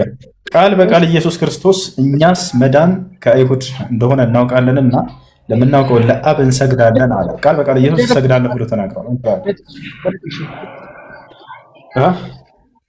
ወደ ጥቅሱ እንሰግዳለን አለ። ለአብ እንሰግዳለን አለ ኢየሱስ። ያው ቃል በቃል ሰጣ። ጥቅሱን አሳይ። ምን ላይ ነው ጥቅሱ? ዮሐንስ ወንጌል ምዕራፍ 4 ቁጥር 21። ዮሐንስ ወንጌል ምዕራፍ 4 ዮሐንስ ወንጌል ምዕራፍ 4 ቁጥር 23 ላይ ሄድ። ኢየሱስ ክርስቶስ ቆይ ምን እንዳለ ላሳየህ። እሺ ከአንዴ አዳምጥ። ቁጥር 22 ላይ እናንተ ስለማታውቁት ትሰግዳላችሁ አለ ኢየሱስ። እኛ መዳን ከአይሁድ ነውና ለምናውቀው እንሰግዳለን አለ ኢየሱስ። እንሰግዳለን የሚለው ማን ነው? እሺ ከመጀመሪያ የሚለው ማን ነው? አውዱን ከመጀመሪያ ጀምሮ እናንብበው እንጂ አንድ ጥቅስ መዛው በፈጣሪ አይደለም ሰግድ ማሳየት እኮ ነው ያለብን። ይኸውልህ አዳምጥ እንጂ አውዱ የሚባል መጽሐፍ ቅዱስ እኮ አውዱ የሚባል ነገር አለ እንዴ? እሺ አውዱ የሚባል ነገር አለ። ከመጀመሪያው ጀምረህ ግለጥለት። ከሀያ ጀምረና ወይም ደግሞ ከዛ አሁን የሆነ ርዕስ አስቀይሮ ሌላ ሆነ ጥቅስ ላይ ይገባና ይሄ ማለት ነው ሌላ ነው። ይሄንን ነገር በጣም ጥሩ ከ19 ወይ ከ20 አንድ ጥቅስ መዛም ጀምርለት ከፈለግ ሂድና ከአንድ ጀምርለት ሂድ። አንድም ከአንድ ችግር የለውም ከ19 እንሄዳለን። አባታችን በዚህ ተራራ ሰገዱ፣ እናንተም ሰው ሊሰግድበት የሚገባው ስፍራ በኢየሩሳሌም ነው ትላላችሁ አላቸው። ኢየሱስም እንዲህ አላት፣ አንቺ ሴት እመኚ በዚህ ተራራ ወይም በኢየሩሳሌም ለአብ የማትሰግድበት ጊዜ ይመጣል። እናንተስ ለማታውቁት ትሰግዳላችሁ። እኛ መዳን ከአይሁድ ነውና ለምናውቀው እንሰግዳለን። ነገር ግን በእውነት የሚሰግዱ ለአብና ለመንፈስ በእውነት የሚሰግዱበት ጊዜ ይመጣል። አሁን ሆኗል። አብ ሊሰገድለት እንደ እነዚህ ላሉ ይሻላል። እና አሁን ምንድነው? እሺ ምንድነው ልትይ? ማን ነው ተናጋሪው እዚህ ጋር?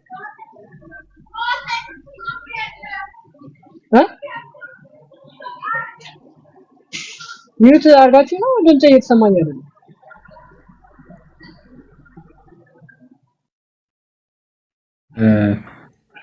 ስልክ ይዞ ይሆናል። አሁን እዚህ ጋር ሊያሳይክ የፈለገው 22 ላይ ስታነበው እናንተ ለማታውቁት ትሰግዳላችሁ፣ እኛ መዳን ለአይሁድ ነውና ለምናውቀው እንሰግዳለን አለ። እንሰግዳለን እያለ ያለው ማን ነው? በጣም ጥሩ። እሺ አንድ ይታገሰኛል። እሺ አባት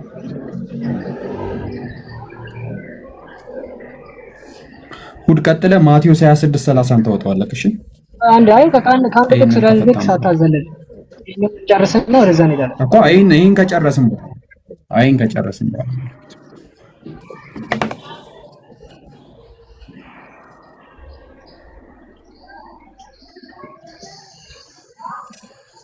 በቀጣይ ደግሞ ኢየሱስ ክርስቶስ ከደቀ መዛሙርቶቹ ጋር አንድ ላይ ሆኖ ይዘምር እንደነበረ እናሳያለን። እየዘመረ አምላኩን ያመሰግን ያመልክ እንደነበረ እናያለን።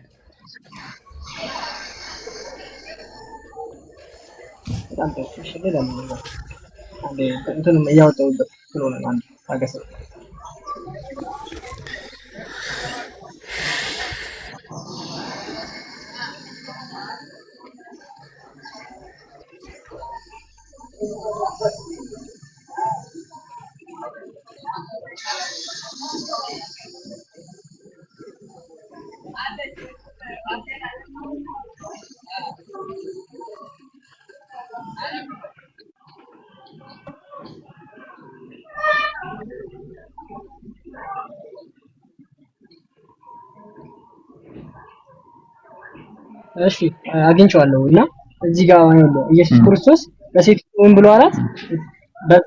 በዚህ ተራራ ወይ በኢየሩሳሌም ለአብ የማትሰግዱበት ጊዜ ይመጣል አላት። እንደዚህ ድሮ በስጋ ከመገለጡ በፊት ለእግዚአብሔር ብቻ ወይም ደግሞ ለእግዚአብሔር ብቻ እንደሚሰገድ አይሁዶች ያውቃሉ። ይሄን ማለት ነው። እሺ ከዛ ኢየሱስ ክርስቶስ ምን አላት እዚህ ጋር?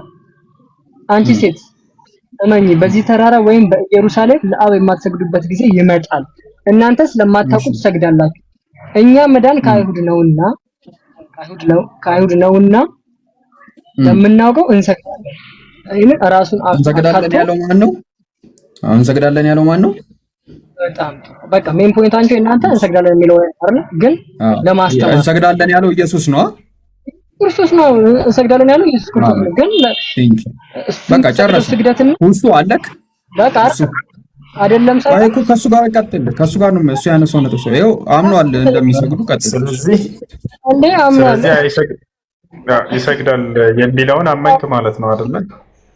ምንድነው ማምነው? ቆይ ልነግርህ እኮ ነው ያብራራው ያለ በቃ አልከኝ ወይ ማዳመጥ ነው ወይም ደግሞ እንሰግዳለን ያለው ማን ነው? ወይ ወላሂ እንሰግዳለን አላለም ስላልከ እናንተ ቀደም እንደው አላለም ኮንቴክስቱን ታላየህ በራስ ያልካየህ እዚህ ቦታ ላይ ኢየሱስ ክርስቶስ ነው አይደል እንሰግዳለን እያለ እየተናገረ ያለው እንሰግዳለን ብሎ ራሱን አካቶ እዚህ ጋር እንትን ብሏል አውርቷል። ግን ደግሞ ማለት ነው እዚህ ጋር ጥቅስ የሚያሳየው ምንድነው? እሱ የሚሰግደው ስግደት እንደኛ አይነቱን ስግደት አይደለም። እሱ ዘላለማዊ ስግደት እዚህ ጋር ለማስተማር እዚህ ጋር ሴቲቱን ለማስተማር ነው ተግባር ነው እየተናገረ ያለው እንጂ ትምህርት አይደለም። እንሰግዳለን እንጂ እንድትሰግዱ አስተምራቸዋለሁ አላለም። ቆይ ወይንም ስገዱ እናንተ አላለም። ቆይ እንጂ አዳምጥ። በስነ ስርዓት ይሰግድ ነበር። በተግባሩም እንዲሁ እየሰገደ አሳይቷል። የስግደቱንም ስርዓት በተግባር ኢየሱስ ክርስቶስ ሰግዷል። እንደማንኛውም ገብቷል አይደል? ከማንም በላይ እንደውም የሚሰግደው እሱ ነው እንደ መጽሐፍ ቅዱስ። ምክንያቱም የደም ነጠብጣብ እስኪመስል ድረስ እንባው እያለቀሰ ወደ አምላኩ ይሰግድ ነበር። እሺ ጥያቄ ምንድነው? ስለዚህ አምላክ የምትለው አካል አምላኩን ያመልካል ማለት ነው። አምላክ የሚያመልክ አምላክ ደግሞ እዚህ እሷንና አይሁዶችን ለማስተማር ነው እዚህ ጋር የተጠቀሰው። ለማስተማር የሚል ቃል አንተ አልክ። ኦኬ ለማስተማር ቅዱስ ላይ እንዲጻፍልን ነው እንደፈለከው ለማስተማር ነው። አይ እንዲጻፍ እኛ ምን እንደምፈልገው ሳይሆን ትምህርታችሁ አንተ እንዲመለስ እንደፈለከው አንዴ ቆይ ስራ ላይ አንዴ ሚውት። ስለዚህ አምላካችሁ ይሰግዳል። አስቡት ክርስቲያኖች፣ ወላሂ የምታመልኩት አምላክ ሌላ አምላክ እየሰገደ ሌላ እንትን ባትወስዶ ጥሩ ነው ማለት ቀጥታ ነው ኢየሱስ እንትን አረስተር ነው ማንተራ መጽሐፉ ላይ ያለውን አመንክ አንተም ራስህ እሱን ነው እያወራን ያለው። ቀጥታ ነው ያለው የተናገረው ከላይ ጀምሮ እንደውም ራስህ ካነበብከው በዚህ ተራራ ስገዱ እናንተም ሰው ሊሰግድበት የሚገባው ስፍራ በኢየሩሳሌምም ትላላችሁ። ኢየሱስ እንዲህ አላት፣ አንቺ ሴት እመኚ በዚህ ተራራም በኢየሩሳሌም ለአብ የማትሰግዱበት ጊዜ ይመጣል። እናንተ ስለማታውቁ ትሰግዳላችሁ። እኛ አሁን እኮ እዚህ ጋር 20 እና 21 ስታነበው የጠየቀው ጥያቄ መልሱን ታገኘዋለህ። የሚገርም ነገር ማለት ነው። አረ የጠየቁት ጥያቄ እሱ አይደለም። የጠየቁት ጥያቄ ኢየሱስ ይሰግዳል አይሰግድም ነው። እሰግዳለሁ አለ እሱ ቃል በቃል። ምን ትላለህ? እንዴ ሰግዷልም እኮ መሰግዳለሁ ብቻ ብሎ ማውራትን ብቻ ሳይሆን ሰግዷልም እኮ ልክ እንደ ነብያቶች ማለት ነው። ነብያቶች ስገዱ እያሉ ያስተምራሉ። ለማስተማር ነው የመጡት። እነሱም ይሰግዳሉ። ይሄ እኮ አምላኩን ትእዛዝ ይፈጽማል ኢየሱስ እንደወልኛም ሰው። ነገር ግን ዝም ብሎ ሳይሰግድ እንደው አስተምሮ ቢሄድ ኖሮ ችግር የለውም። የዛኔ ለማስተማር እንጂ የመጣው ሊሰግድ አልመጣም ትል ነበር። ቃል በቃል እሰግዳለሁ አለ። ሰግዶም ማሳይቷል። ይሰግዳል በቃ እሱን አንተ አልክ ራስህ ታቹም አንተ እኔ አይደለም ያልኩት ኢየሱስ ነው ያለው። ያው ሰግዳለሁ ብሏል። እኔ አይደለም ያልኩት እሱ ራሱ ሰግዳለሁ ማስተማር ነው አልኩ። አሁን ሌላ ጥያቄ ካለ ይሄ ተመልሶላል። ሌላ ጥያቄ ተመልሶላል። ሌላ ጥያቄ ካለ ነብይ አንተ ይሄን ጥቅስ እስከታች ይነበብ እስኪ አዲ። እሺ እዚህ ላይ ኢየሱስን አንተ ነብይ እንደሆንክ ያለው አለችው። ክርስቶስ እኔ ነብይ አይደለሁም ተሳስተሻል ብሏታል ወይንስ ነብይነቱን አረጋግጧል ዝም በማለቱ? አይ ነብይም እኮ ነው ኢየሱስ ክርስቶስ እኮ ነብይም እኮ ነብይ ነው። ነብይ ነው። ማን ነው ነብይ አድርጎ የላከው? ማን ነው ነብይ አድርጎ የላከው? አብ አባቱ ነው። ኦኬ አብ ወልድ መንፈስ ቅዱስ አይደለም? አንድ አምላክ ነው የላከው? አብ ብቻ ነው የላከው? መንፈስ ቅዱስ አንድ አምላክ። አይ መንፈስ ቅዱስ ነው አንድ እሱ እንደው መንዛጠል እሺ ችግር አብ ወልድ መንፈስ ቅዱስ እሺ አብ ወልድ መንፈስ ቅዱስ ነው የላከው ወይስ አብ ነው? ቅድም አብ ነው አልክ። አሁን ደግሞ አብ ወልድ መንፈስ ቅዱስ ነው የላከው።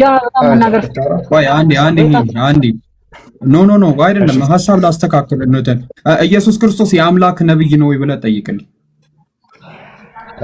እንደሱ ይሻላል። የአምላክ ነብይ ነው ወይስ አይደለም? እያስተካከላችሁ አሁንም እያስተካከላችሁ። አይ ነብይነቱ እንደ ማለት እንደ ሙሴ ወይም ደግሞ እንደ ሌሎች አይነት ነቢያት ሳይሆን ነው። እንደዚያው ነው አይደለም? እንደዚያው ነው አይደለም? እንዳለፉት ነብያት አንድ ነብይ ነው ኢየሱስ ክርስቶስ። ማስረጃ ለስጠቀ መጽሐፍ ቅዱስ ለዚያውም እንደነ ሙሴ አይደለም ማለት እንደ ሙሴ ያለ ነብይ ነው። ማስረጃ ለስጠ። እኔ ደግሞ ራዕይ ዮሐንስ ላይ የዘላለም አምላክ የዘላለም አባት እንደሆነም ደግሞ አሳያለሁ። እንሄዳለን፣ ችግር የለም። አሁን ስለ ነብይነት እያወራን ነው። የነብይነት አረስት ላይ ነን። እንደለፉት እንደነ ሙሴ ነብይነት አይደለም የሱ ብለሃል። እንደ ሙሴ ያለ ነብይ ነው። ማስረጃ ለስጠ። እንደ ሙሴ ያለ ነብይ ነው አይደለም? እሺ ኦሪት ዘዳግም ምዕራፍ 18 ሙሴ ዘላለም አንዴ ኦሪት ዘዳግም ጠይቃለሁ። ነብይ ነው ብያለሁ። ኢየሱስ ክርስቶስ ነብይ ነው። አዎ ግን ነብይነቱ እንደነ ሙሴ አይደለም። ዘላለማዊ ከተባለ ሙሴ ያለ ነብይ እንደሆነ ሙሴንም ታሳየኛለህ። እንደነ ሙሴ አይነት እንዳልሆነም ደግሞ ትሰጠኛለህ። ዘላለማዊ ነው የሚል ሙሴ ዘላለማዊ ነው የሚል ወይ ደግሞ ሌሎች ወይኔ በፈጣሪ ቆይ ስለሌላ ባህሪያቶች እናወራለን። ቆይ አንዴ ነብይነቱ እንደ ሙሴ ነብይነት አይደለም ብለሃል። እንደ ሙሴ አይረጋጋም እንደ ሰውዬው በፈጣሪ ሰው አንተ ነው እንጂ ሲጠይቅ እኮ ጥያቄ አንድ ሆኖ ግን ተከፋፍሏቸዋል። ገባ? እኔም ደግሞ ጠይቃለሁ። አልከፋፈልም። አንተ ራስህ የተናገርከውን መስርቼ እስካሁን ስጠይቀህ የነበረው ነብይነቱን አመንክ። ቆይ እሺ ቆይ አንዴ ስማኛ አዳምጠኝ። ምን ሆነ ነው? አዳምጠኝ። አንድ ደቂቃ ነው ማለት። ኧረ አንድ ደቂቃ የማይሞላ 30 ሰከንድ ነው ማለት። አንዴ ብቻ አዳምጠኝ። አንዴ እንደነ ሙሴ አይነት ነብይ ነው የሚለውን ነገር ታሳየኛለህ። በዛ ውስጥ ግን ዘላለማዊ ነው የሚለውንም ታሳየኛለህ። እኔ ግን ዘላለማዊ አባት እንደሆነ ቁጭ አድርጌ በመጽሐፍ ቅዱስ ጥቅስ አሳይሃለሁ። ዮሐንስ ላይም አለ፣ ኢሳይያስ ላይም አለ። ቀጥል። አይ ችግር የለውም። ቅድምም ብሏል ነብይ ነው አለ፣ ግን እንደነ ሙሴ አይነት ነብይ አይደለም አለ። ከዚያ በኋላ ቀጥታ አይ እንደነ ሙሴ አይነት ነብይ ነው እንደሆነ ባሳይ ክርስትና ስህተት መሆኑን ትመሰክራለህ? አሳየኝ እኮ እናሳያለን። ችግር የለም። አሳየኝ። እንደነ ሙሴ አይነት ነብይ እንደሆነ ባሳይ ምን ትላለህ? አይደለም አሳየኝ። አይደለም አሳየኝ። እሺ እንደሆነ ባሳየስ? አሳየኛ። አሳይተህ እንዴ? አሳይተህ ማሳየት እኮ ነው። ምንድን ነው እኮ ላሳይህ ነው። ከዛ እንደ ሙሴ ያለ ነብይ መሆኑን እሺ በቃ ችግር የለውም። እናሳየው በቃ። ኦሪት ዘዳግም ምዕራፍ 18 ቁጥር 18 ላይ እንዲያወጣለት ፍጡር አንዴ ነው። ኦሪት ዘዳግም ያልከኛ ኦሪት ዘዳግም ምዕራፍ 18 ቁጥር 18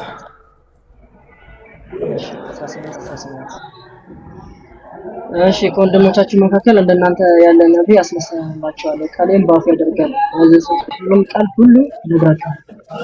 እሺ በቃ እንደናንተ ያለ ነብይ አስነሳችኋለሁ። እንደ ሙሴ ያለ ነብይ የተባለው እንደ ሙሴ ያለ ነብይ የተባለው አንዴ ረጋ ብላ አዳምጠኝ በፈጣሪ ስም ለኢላህ ኢላላህ።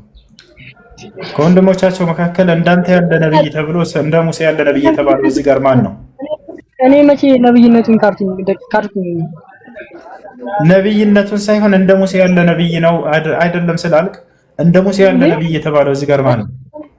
አንተም ደግሞ እንደ ሙሴ ዘላለማዊ ነው እንደ ኢየሱስ ክርስቶስ የሚለውን ነገር አውጣና ሳይ ወደ ዘላለማዊነት ምናምን እንመጣለን። ግን እንደ ሙሴ ያለ ነብይ ነው አይደለም? ኢየሱስ ኢየሱስ ክርስቶስ አይደለም። እሺ እዚህ ጋር እንደ ሙሴ ያለ ነብይ የተባለው ማን ነው? ትንቢት የተነገረለት ወንድሞቻችሁ መካከል እንደናንተ ያለ ነብይ ያስነሳሉ፣ ቃሉን በአፉ ያደርጋል፣ ቃል ሁሉ ይነግራችኋል። ሜቢ ይሄን ነገር አናላቀም ማላቀው ነገር ደግሞ ዝም ብዬ አላወራም። ማን ነው እዚህ ጋር እንደ ሙሴ ያለ ነብይ የተባለው ማን ነው? እዚህ ጋር ይቅርታ አድርግልኝ፣ ይሄን አላውቅም። ሜቢ ለኢየሱስ ታውቅ እናድርገህ በቃ። እሺ ይህ በአባቶቻችን አንደበት እንደ ሙሴ ያለ ነብይ ተብሎ የተነገረለት ብሎ ለኢየሱስ እንደሆነ የሐዋርያት ሥራ ላይ ተቀምጧል። እዚህ ጋር ያለው ለኢየሱስ ነው ተብሎ ተቀበላቸዋለህ። የሐዋርያት ሥራ ትቀበላለህ? በጣም እንዴት ነው የማትቀበለው? መጽሐፍ ቅዱስ አይደል? በጣም ጥሩ። እንደሱ ከሆነ ስለዚህ ኢየሱስ እንደ ሙሴ ያለ ነብይ የተባለው ለሱ መሆኑን ካሳየን ነብይነቱን መች ካርኩኝ ታዲያ? ነብይነቱን አይደለም ፍታው። እሱን እንደ ሙሴ ያለ ነብይ አይደለም ላልከው ነው። እንደ ሙሴ ያለ ነብይ እንደሆነ ተብሎ ተነገረው ያለ ሲባል ታዲያ እዚህ ጋር ዘላለማዊ ነው የሚል ነገር አለ እኮ። ሐዋርያቶች ተሳስተዋል ትለናለህ። የዛኔ እኛ ምን አገባን? የሐዋርያት ሥራ ላይ እንደ ሙሴ የተባለው ለኢየሱስ ክርስቶስ ነው ብላ ያስቀመጡትን ላሳየህ ነው። አይ ተሳስተዋል እንደ ሙሴ አይደለም ካልከን እኔ መጽሐፍን ከቀድክ ላስክደህ ነው። አይ እንደ ሙሴ ነው ካልክ እሰየው፣ እሱን ነው የምንፈልገው። አሁን ወጥመድ ውስጥ ነው የገባችሁ። ከሁለት አንዱን መምረጥሽ አሁን ትልቅ ወጥመድ ውስጥ ነው የሚያስገባ እኮ። ስለዚህ እንደ ሙሴ ያለ ነብይ ነው የሚለውን እናሳየህ።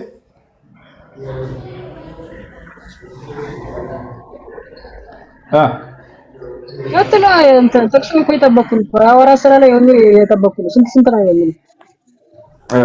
እሺ። ስለዚህ እንደ ሙሴ ያለ ነብይ የሚለውን ካየ ይሄ ልጅ ሊቀበል ነው ማለት ነው። አንዴ ላሳይ። አንዴ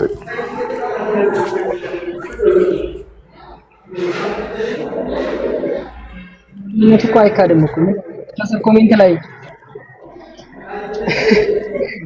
አንዳንድ አላዋቂዎች ይገርማል። ኮሜንት ላይ መጽሐፍ ነገር ይገርማል። እሺ የሐዋርያት ሥራ ምዕራፍ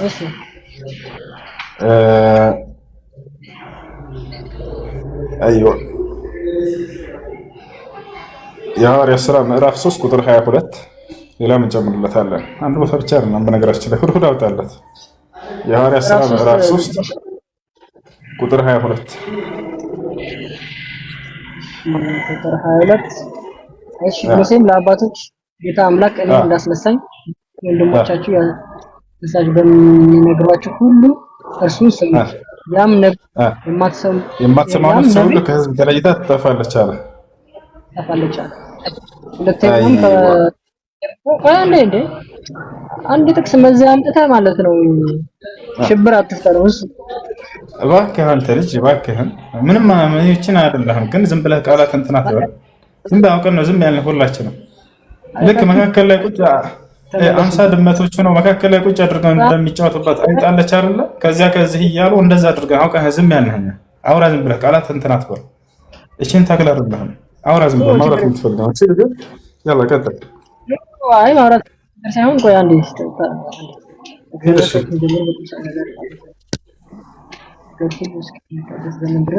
እሺ ይቅርታንም ማውራት ይችላል።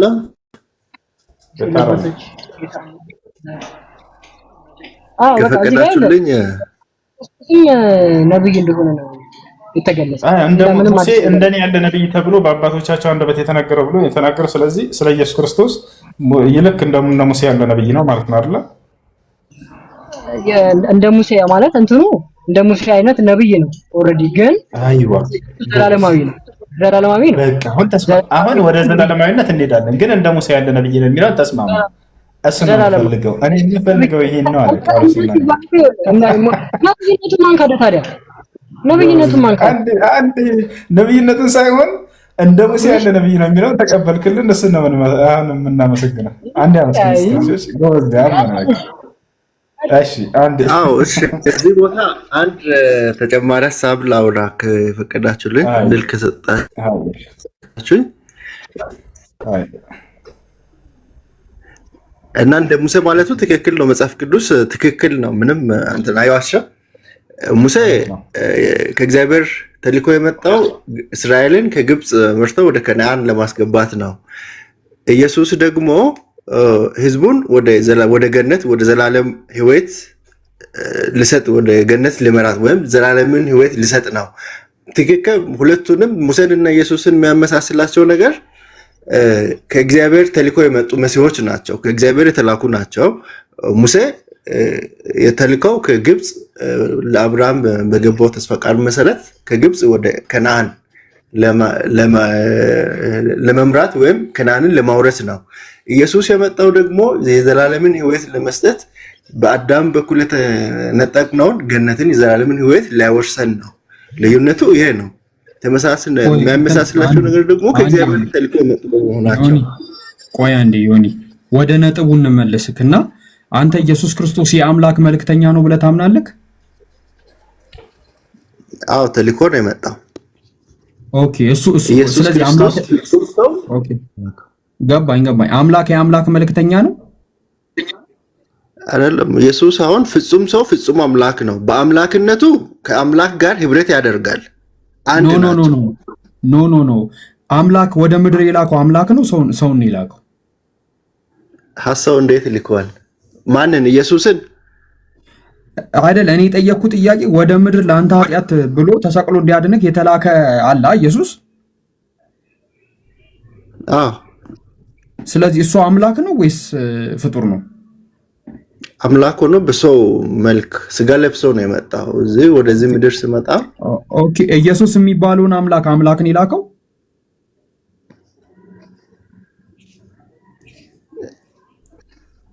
ስጋ ለብሶ በሰው አምሳል ነው የመጣው። አብ ነው ኢየሱስ የሚባለውን አምላክ ነው የላከው ወይ? እዚህ ጋር ሁለት አምላክ የለም፣ አንድ አምላክ ነው። በተለያየ ቦታ እኛ የምናውቀው እኮ። ስለዚህ ወደ ምድር አምላክ ምንድን ነው የላከው? ምንድን ነው የላከው? እዚህ ቦታ አንድ ነገር ግልጽ ወይም በአንድ ነገር ተስማምተን ብንሄድ ጥሩ ነው። አሁን ግልጽ አድርግና ወደ ጥያቄ መጣሁ። ጥያቄ ሳመልስ ንቅንቅ አይደለም። አብራራ። አንድ ደቂቃ ሰጣለሁ፣ አብራራና ከዛ ወደ ጥያቄ እንመለሳለን። ቀጥል። እሺ አንድ ደቂቃ አለ ካብራራ። በአንድ ደቂቃ ውስጥ ለማብራት እሞክራለሁ። ለማብራራት አብ አምላክ ነው፣ ሁሉን ቻይ፣ ማንም ሁሉን ቻይ ዘላለማዊ የሆነ ኤልሻዳይ አምላክ ነው እና አብ ሰውን በመልኩ ወይም እግዚአብሔር ሰውን በመልኩና በአምሳሉ ሲፈጥር ለዘላለም እግዚአብሔርን እያመለከ ለዘላለም እንዲኖር ሞት በሌለበት በገነት ውስጥ አኖራው። ከዛ ባለመታዘዝ ባለመታዘዙ ምክንያት ከገነት ተባረረ፣ ሞት ወደ ምድር መጣ። አንድና ለመጨረሻ ጊዜ ሰው ወደ እግዚአብሔር እንዳይቀርብ ከገነት ተባረረ። ያ እስከ አብርሃም ድረስ ወይም እስከ አብርሃም በመታዘዙ ጽድቅ ሆኖ ተቆጠረለት ይላልና በአብርሃም በኩል በተገባለት ተስፋ ቃል መሰረት አንድ መሲህ ከእግዚአብሔር ጋር ሊያስታርቃችሁ ዘላለም ገዢ የሆነ ይመጣላችኋል ከዘሪ ይወለዳል ብሎ ለአብርሃም በገባው ተስፋ ቃል መሰረት ኢየሱስ ክርስቶስ ተወለደ። ከዘሩ ኢየሱስ ክርስቶስ ደግሞ ያንን ዮኒ አንድ ደቂቃ ሰጠውክ። በአንድ ደቂቃ መጨረስ አልቻልክም። አሁን የጠየቁት ጥያቄ በጣም ቀላልና በጣም ቀላል ነው። ወደ ምድር ፈጣሪን የላከው ወይስ ፍጡሩን የላከው? በቃ ይሄ መልስልኝ። ይሄ ፍጡሩን እንዳትል በሰው ዘንድ አልተፈጠረም እንደ ሌሎቹ ማለት ነው። አሁን እኛ እንደምንፈጠረው ሆኖ አይደለም ወደ ምድር የመጣው ኢየሱስ። ስለዚህ ፍጡር አይደለም፣ ፍጡር አይደለም ይላል። በቃ ፍጡር አይደለም ፈጣሪ የላከው። ፈጣሪን የላከው አይደለም። አዎ ነበረ፣ ዘላለማዊ ነበር። ኖ የተላከው ምንድነው? ፈጣሪ ነው ፍጡር ነው የተላከው? ፍጹም ሰው ፍጹም አምላክ ሆኖ ሁለቱንም ባህሪ ተላብሶ ነው የመጣው እኮ። ስለዚህ የተላከው ፍጡር ነው ወይስ ፈጣሪ? ሁለቱም። ኦኬ ሁለቱም ከሆነ ስለዚህ ቆይ ችግር እንዴት አይደለም ገባክ አይደለ? ስለዚህ አንዱ ፈጣሪ እንዴት አብራራለህ ካልከኝ ኖ አውቀዋለሁ። የምናውቀው ጥያቄ ነው እንዴት እንደሆነ። አምላክ በስጋ ተገልጦ ነው ወደ ምድር የመጣው እናውቀዋለን። አሁን የጠየቁት ጥያቄ አንዱ ፈጣሪ ከሰማያት ፍጹም ሰው ፍጹም አምላክ የሆነን ኢየሱስን ልኮታል። አዎ በሰማያት ኢየሱስን የላከው ፈጣሪ ራሱን የመጣው ወይስ ሌላ ፈጣሪ ነው የመጣው? አሁን ለመማማር ነው ወይስ? ለመማማር ከሆነ እውነቱን እናውራ። በቃ ስማ ቆይ ለመስማት ከሆነ ለመሸዋወድ አይደለም። አንድ ነገር አዳምጠኝ። እዚህ ቤት 933 ሰው አለ። በዚህ ጥያቄ ምክንያት ይኸው 3ኛ ሳምንታችን እንቅልፋችንን አልተኛንም። ከሰማይ ያለው ፈጣሪ ራሱን የመጣው ወይስ ሌላ ፈጣሪ ነው የላከው? ፈጣሪ ስትል አምላክ አንድ ነው። ልጁን ነው የላከው። ልጁን ነው የመጣው። ኖ አምላክ ልጁን ነው የመጣው። ስለ እንቅልፍ አምላክ ብለክ እኮ ፈጣሪ አንዱ ፈጣሪ ራሱን የመጣው ወይስ ሌላ ፈጣሪ ነው የላከው? ልጁ ነው የመጣው። ልጁ እኮ ልጁ ራሱ ነው ወይስ ሌላ ፈጣሪ ነው? አባትና ልጅ አንድ እንዴት ይወር? አንድ አሁን በአካል አባትና ልጅ አንድ አይደሉም። ኖ የጠየቁ ማለት ነው። ልጁ ላይ ራሱ ያለው ፈጣሪ ነው ወይስ ሌላ ፈጣሪ ነው? እንዳልኩ ዝም አሁን አባት አብ በሰማይ ሆኖ የሚወደው ልጅ ይሄ ነውና እርሱን ስሙት ስል አንድ እንዳልሆኑ ከላይ ያለው ፈጣሪ ከላይ ያለው ፈጣሪ ራሱን የመጣው ወይስ ሌላ ፈጣሪ ነው የላከው ወደ ምድር? ጥያቄን አስተካክል መጀመሪያ። ኖ አላስተካክልም። ራሱን የመጣው ወይስ ሌላ ፈጣሪ ነው የላከው? አይ ሁለት ፈጣሪ የሚለውን እሱን አስተካክልልኝና ስለዚህ ራሱን የመጣው ወደ ምድር የፈጠረው ኖ ራሱን የመጣው ላይ ያለው ፈጣሪ ራሱን የመጣው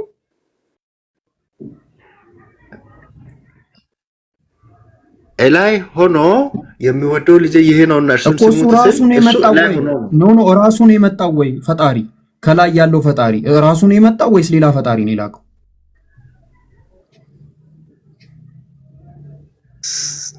ስትል እስከ ጥያቄን ሌላም ሰው እንዲረዳ በደንብ ግልጽ አድርገህ ጠይቀኝ። እስከ ሰማይ ላይ ያለው ፈጣሪ ወደ ምድር የመጣው ራሱ ነው ወይስ እሱ አይደለም? እሺ አሁን ሁለት አድርገዋል። ሰማይ ያለው ፈጣሪና ምድር ያለው ፈጣሪ። ኖ ያላደረኩትም። እሺ ቆይ ሰማይ ላይ ያለው ፈጣሪ ራሱ ነው የመጣው ወይስ ሌላ ፈጣሪ ነው የመጣው? ይሄን መልስልኝ። በቃ እሱ ሊፈጥር አይደለም የመጣው። ወደዚህ ምድር ስመጣ አንድ መረዳት ያለበት ነገር እዚህ ምድር ላይ ዳግም ሊፈጥር እሱን አትምጣ። እኔ የጠየኩት ጥያቄ እላይ ያለው ፈጣሪ ራሱ ነው የመጣው ወይስ ሌላ ፈጣሪ ነው የላከው ወደ ምድር? እንዴት ዋላችሁ? ደህና ናችሁ? እሺ ማሂ ትቀጥል። በቃ አንተ እስከዛ አስተላልፈው ጥያቄው። እሺ ማሂ እንዴት ነሽ? ደህና እግዚአብሔር ይመስገን። ምንድነው? ምን እያወራችሁ ነው? ከየትኛው ቤተ እምነት ነሽ? እኔ ኦርቶዶክስ ተዋህዶ ቤተክርስቲያን ነኝ። አንቺ የምታመልኪው ፈጣሪ ይወልዳል? አዎ በግብር ይወልዳል። ሲጀመር ምንድነው የሚወልደው? አብ ወልድ መንፈስ ቅዱስ ግብር አላቸው። ግብራቸው አባት ነው። ምንድነው የሚወልደው? ምንድነው የሚወልደው? ምንድነው? እሱን እናውቀዋለን። አንዴ ነው እኛ በምድር ላይ መውለድ ብለን እንደምንወልደው ያልሆነ አይደለም። አሁን እናውቃለን። እሱን እናውቃለን። አሁን ይጠይቅሽው መልሽ። እሱን እናውቀዋለን። አብ ወልድ መንፈስ ቅዱስ አስወጥታችኋት ከሆነ ሰው አታስወጡ፣ መልሷት። ሰው አታስወጡ፣ መልሷት። ማይን ሰው እየተወያየ አታስወጡሽ። እሺ ታብታቡን ጥያቄው ስለ ሙሴና ስለ ኢየሱስ ነበር የጀመርነው። አሁን መሀል ላይ ሌላ ጥያቄ ገብቶ ነው የተቋረጠውና ራሱ ነው ወደ እነ ሙሴ ሄዱት። በዛ ፖይንት ነው ራሱ ነው የጠየቁክ። አንተ አሁን መመለስ አልቻልክም ወይ? እስልምና ላይ ጥያቄ ካለክ ጠይቅ፣ ወይ ደግሞ የጠየቁን ጥያቄ መልስ። ማሂን መልሷት። እሺ ስለ እስልምናም ጠይቃለሁ። ስለ ሙሴና ስለ ኢየሱስ እያወራን መሀል ላይ ያንን የመጀመሪያውን ጥያቄ እንዳይመለስ መሀል ላይ ከዚህ ነጥብ ተነስተው ነው ወደ እነ ሙሴ ሄዱት። ከዚህ ተነስተው ነው ወደ እነ ሙሴ ነጥብ ሄዱት። ከመጀመሪያው ነጥብ ላስጀምረክ ብዬ ነው ያስጀመርኩክ። እሺ እና አሁን አንድ ጥያቄ ከጠየቅ ከመለስክ መልስ። በቃ ስለዚህ መልሶ የለም። በቃ ወደ ጥያቄ ጠይቅ። እሺ ስለ እስልምና አንድ ጥያቄ ልጠይቃችሁና አሁን የሁላችን ሃይማኖታችን አንድ ነው። ዋናው የመጀመሪያው ዓላማ መንፈሳችን ወይም ነፍሳችን እረፍት እንዲያገኝ። አሁን በዚህ ምድር ላይ ስንኖር እንሰራለን፣ እንደክማለን። ለዛ ወይም ሃይማኖት ላያስፈልግም ይችላል። ግን ከሞት በኋላ ደግሞ ሁለት ህይወት አለ፣ የዘላለም ህይወትና የዘላለም ጥፋት። አሁን አብዛኛው እምነት ያንን የዘላለምን ህይወት ለማግኘት ወይም ጀነት ለመውረስ ነው ሃይማኖት ያስፈልገው ወይም ከእግዚአብሔር ከአብ ጋር ህብረት ለማድረግ።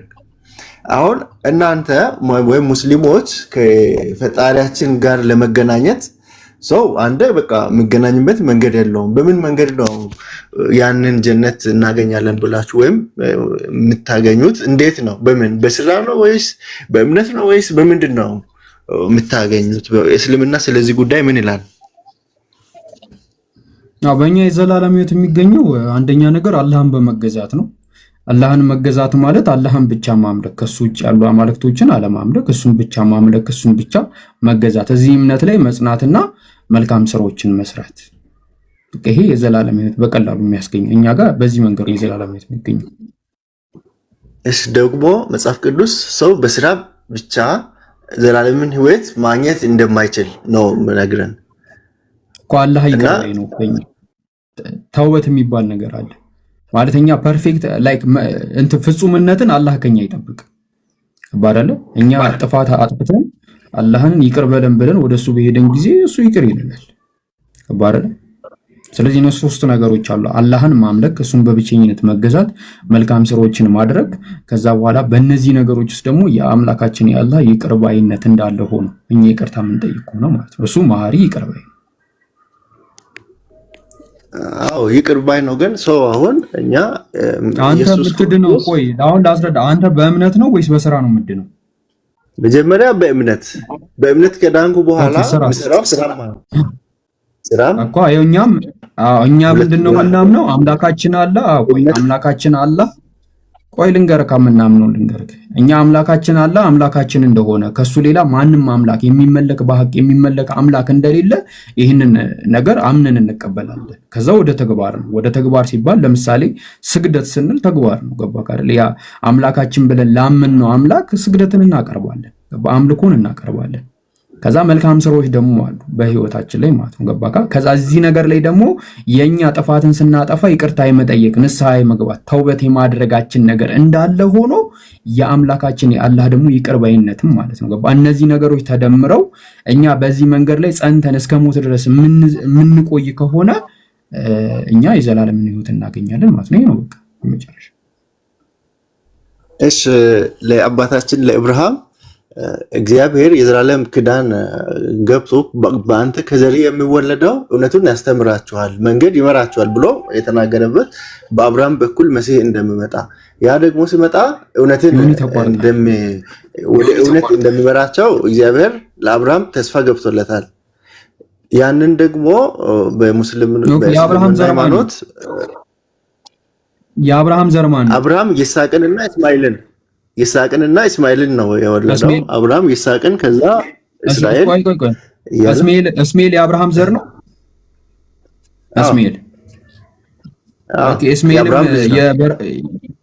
ኦኬ፣ ስለዚህ እስማኤልም የቃል ኪዳኑ ተካፋይ ነው ማለት ነው። ግን ይሄ የዘላለሙን ኪዳን ቃል ኪዳን ተካፋይ አይደለም። የዘላለሙ የቃል ኪዳን ተካፋይ ይስሐቅ ነው። እርሱ ደግሞ ልጁ ባርከዋለሁ ብሏል። እሱ ተባርኳል። የኪዳኑ ተካፋይ ቆይ አትሩጥ።